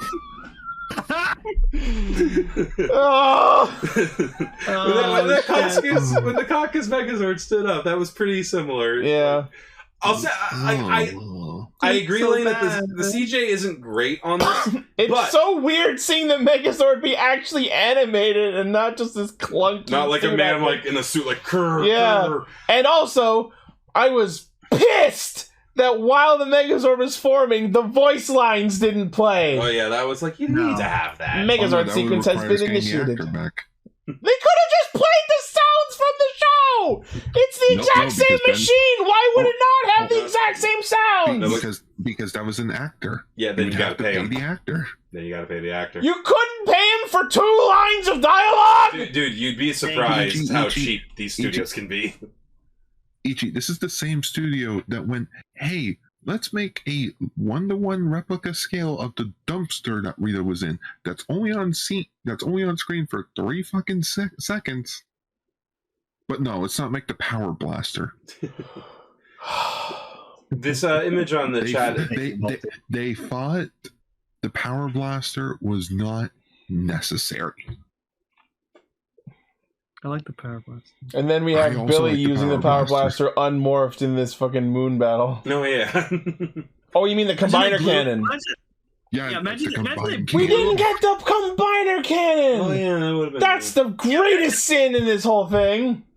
I would have preferred that they fucking blew up the Minotaur with the fucking power blaster. That would have been sick. That would have been so good. I think it was that could have been a cool way to like induct Min into the team, like have her like participate in the final power cannon sequence. You want to talk about really cool shots like Cell with the Megazord? I love the whole sequence of them assembling the power cannon and the Red Ranger just like drops in with the sword. Yeah, that shit's cool. so good. That is like the alpha of like amazing stock footage sequences.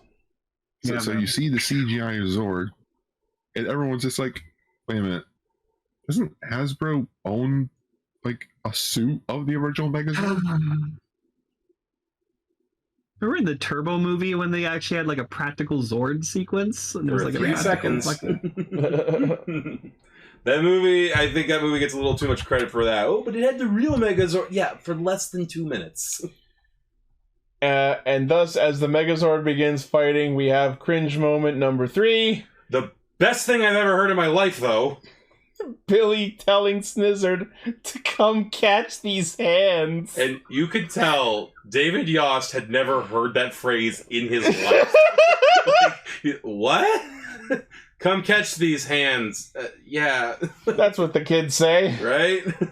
Oh my god. I was going to say earlier with the CGI on the Megazord, though, if that's what the CGI had looked like in the original Power Rangers movie, I think people would hold that higher up. Yeah. You know what I mean? Because like it would have been great for 1995. Yeah.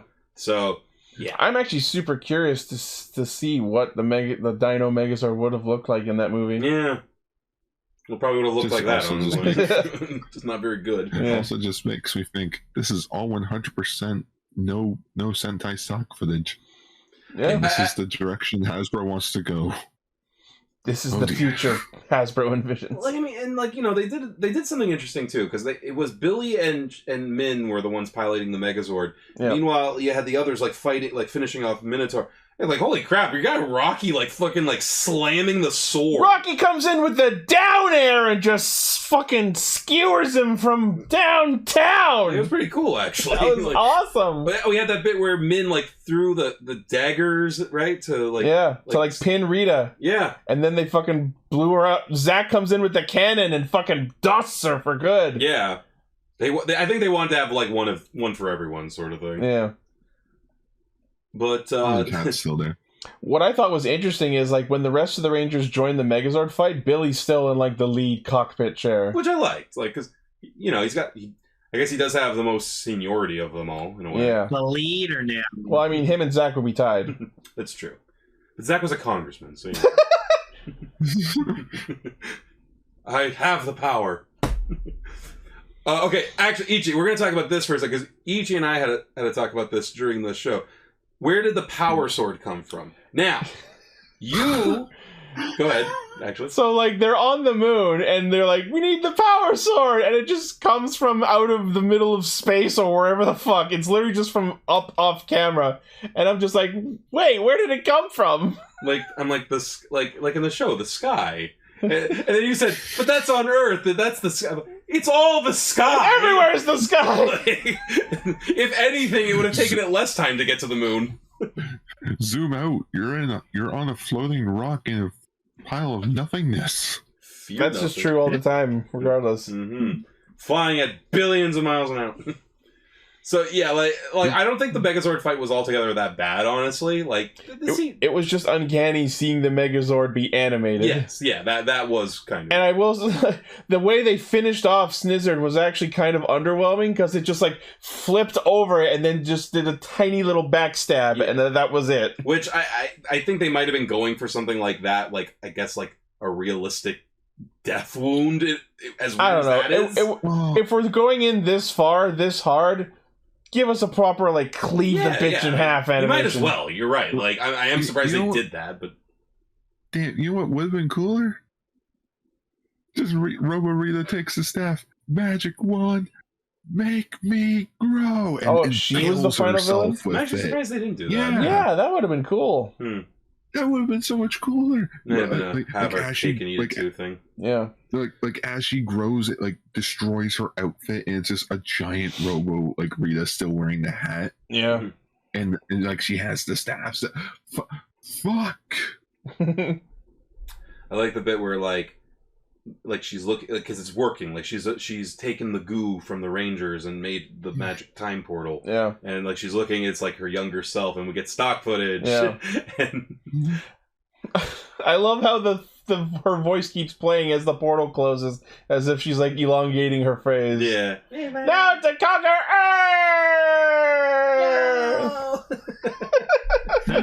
Earth! And that's when they kill her. Yeah.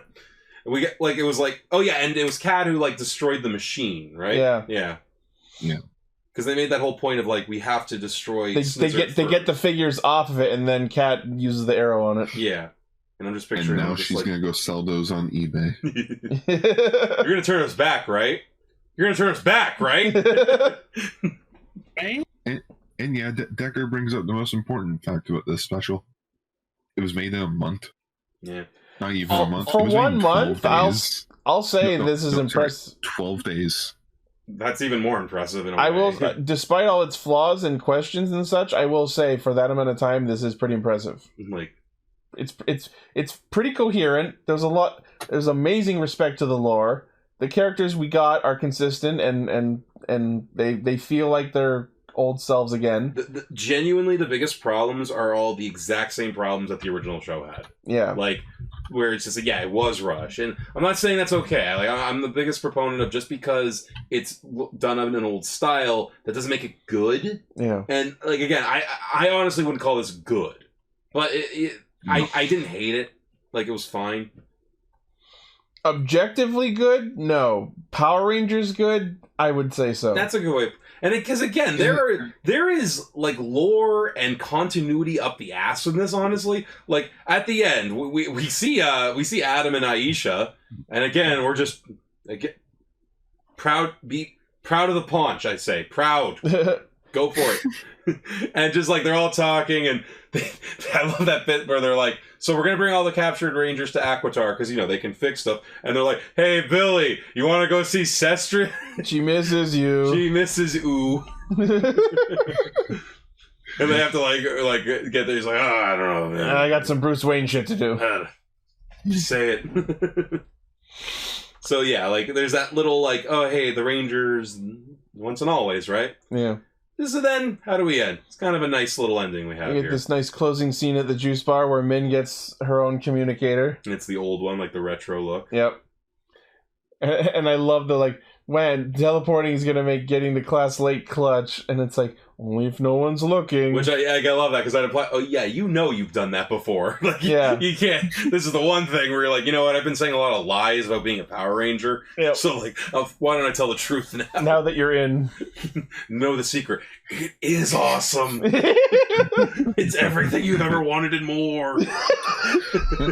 So Zach, what did you do what did you do when people found out your identity? Oh, I just teleported them to like halfway across the earth. Never seen again. Where do you think my girlfriend went? Oh, whoops! Found out, got too personal.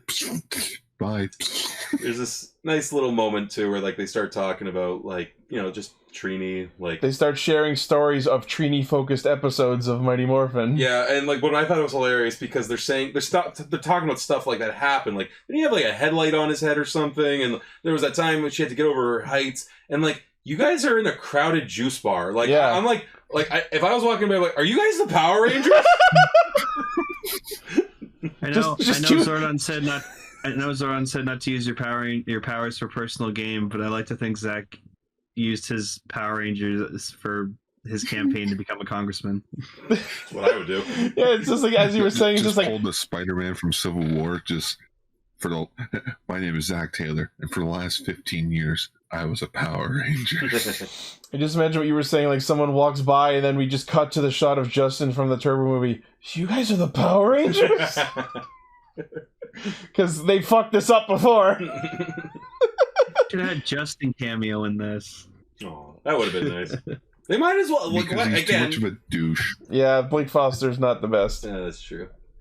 So then we get this little flashback music video of them all hanging out and singing together. Which I'm assuming was from an actual... I don't remember it, but that had to have been from It's probably from an episode. Because it was edited and everything. It was from season 1. Yeah. Oh yeah, because Tommy's there in his green. It's like, oh yes, this nice little tribute to Trini, and it's Kimberly singing. And it was nice, sweet. Yeah. And then we get what I thought was actually pretty fucking awesome.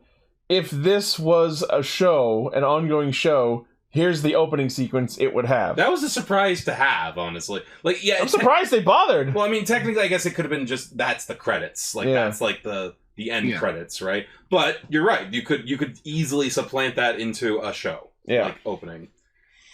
So that's once and always. Yeah, it had its problems. No one's denying that. But I will say I enjoyed it for the most part. I can't imagine if you're a new Power Rangers fan, like, thinking this is all that.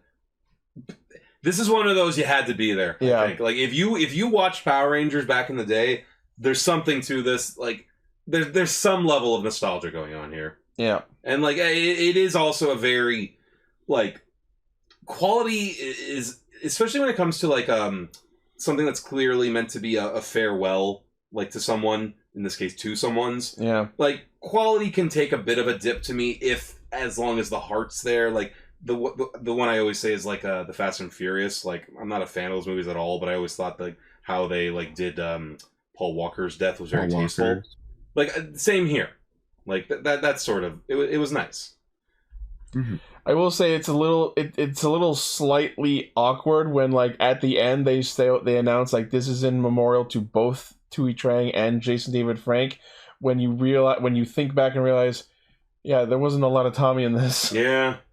Well, that was because, like, by the time they filmed it. No, I know it's because he only died recently when they made this. Like, in editing, he died. Like, yeah. So I get it. It's just like, without context, you look back and go, oh. Yeah. But no, like, yeah. Oh no, they're gonna have to talk with JJ next. I will say it did remind me why I did like Power Rangers to begin with, but it's just like how kind of Power Rangers is nowadays. I just like, I just can't really stand it anymore. It's weird though that you say that, Lane, because we were a few of us in the Discord. We were all watching Dino Fury at the time. And we all thought it was pretty decent. It was actually good in a sense. And then we watched this, and this, like, if Dino Fury is like an 8, this was like a 5. Where it's like, where's the A game that was on Dino Fury to work on this? In terms of, like, because this. Go ahead. Oh no! You first. In terms of, like, anniversary specials, I mean, to me, still, like, the poster boy is Forever Red. Like, I don't know how you get, like, top that, and maybe again it's just a simple state of you can't anymore. Like, it needs to happen at a certain time. Yep. You know, but as far, like, obviously, like, as an anniversary to Power Rangers, this obviously leaves a lot to be desired. As an anniversary to Mighty Morphin, better. Yeah. It's best to view it through the lens of a Mighty Morphin special specifically. And, you know, to be fair, it is also the 30th anniversary. Yeah. But that is just the downside of this is what the property is now. Mighty Morphin is our gold digger. Everything else is just a toy. Okay, small soldiers. Oh, all right. Wasn't ready for that reference tonight. Well, they turned them into toys. You put munitions, chips, and toys. You gave ancient prehistoric magical crystals to toys? Yeah. I got a bunch of other things to say about the special, but I'll save them for, like, their own video. All right. Because it is late. Yeah, we've been going for very close to 3 hours, so we're going to end Castranger there for tonight. I want to say, I think it was long this time, though, more because we had stuff to say about everything. Yeah. So that's a good thing. Nice, healthy, chock-filled episode, and it wasn't even because of a lot of news. It was a short news week. Actually. If there was a decent amount of news, this would have been over 3 hours. This would have been a 3-part thing in one episode. This would have been endgame level.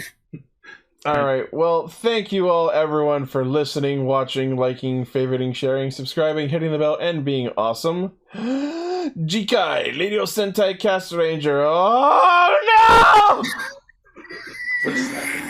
Next week's topic is Operator with Todd Brothers. Yeah, we're Todd Brothers. I know. I know about Tigger doing the Fortnite dance. That's super funny. Yeah, if you click on the video, Tigger does the default Fortnite dance. I'm watching it. I was hoping for each. I'm like, oh boy, here it comes. So I think this is literally the last Dawn Brothers thing we need to talk about, is in like the Donbury thing. Donbury's will be the last. Yeah, the Donbury's thing is still a thing. Oh, then eventually Dawn Brothers versus King-Ohger. I believe we did do Hurricane Dawn Brothers. Yeah, yes we did. Yeah, so as usual, the primary source of our hijinks is castranger.podbean.com. From there you can find all of our cool shit. Facebook, Twitter, Discord server, Patreon, our merch store, all of that. And I remembered, so our episodes come out 1 p.m. Eastern. So an hour after this episode goes up, 2 p.m. Eastern tomorrow, which is Saturday, the 16th, we will be live streaming on twitch.tv/Ixie Studios, that's IXI Studios, our unboxing of a Phase 0 and Phase 01 box of Gotchard Ride Chemi trading cards. The fuck's a Gotchard? Well, Garmin, you should watch it. Anyone who can't tune in, that's fine. We'll put the VOD up on YouTube afterwards, but hopefully as many as you can will be able to join us and hang out and watch some cards get opened. Yeah. All right. Well, thank you all once again. We'll see you tomorrow, and we'll see you next week. Once and always, everybody. Once and always. Stay always. Never leave. More phenomenal.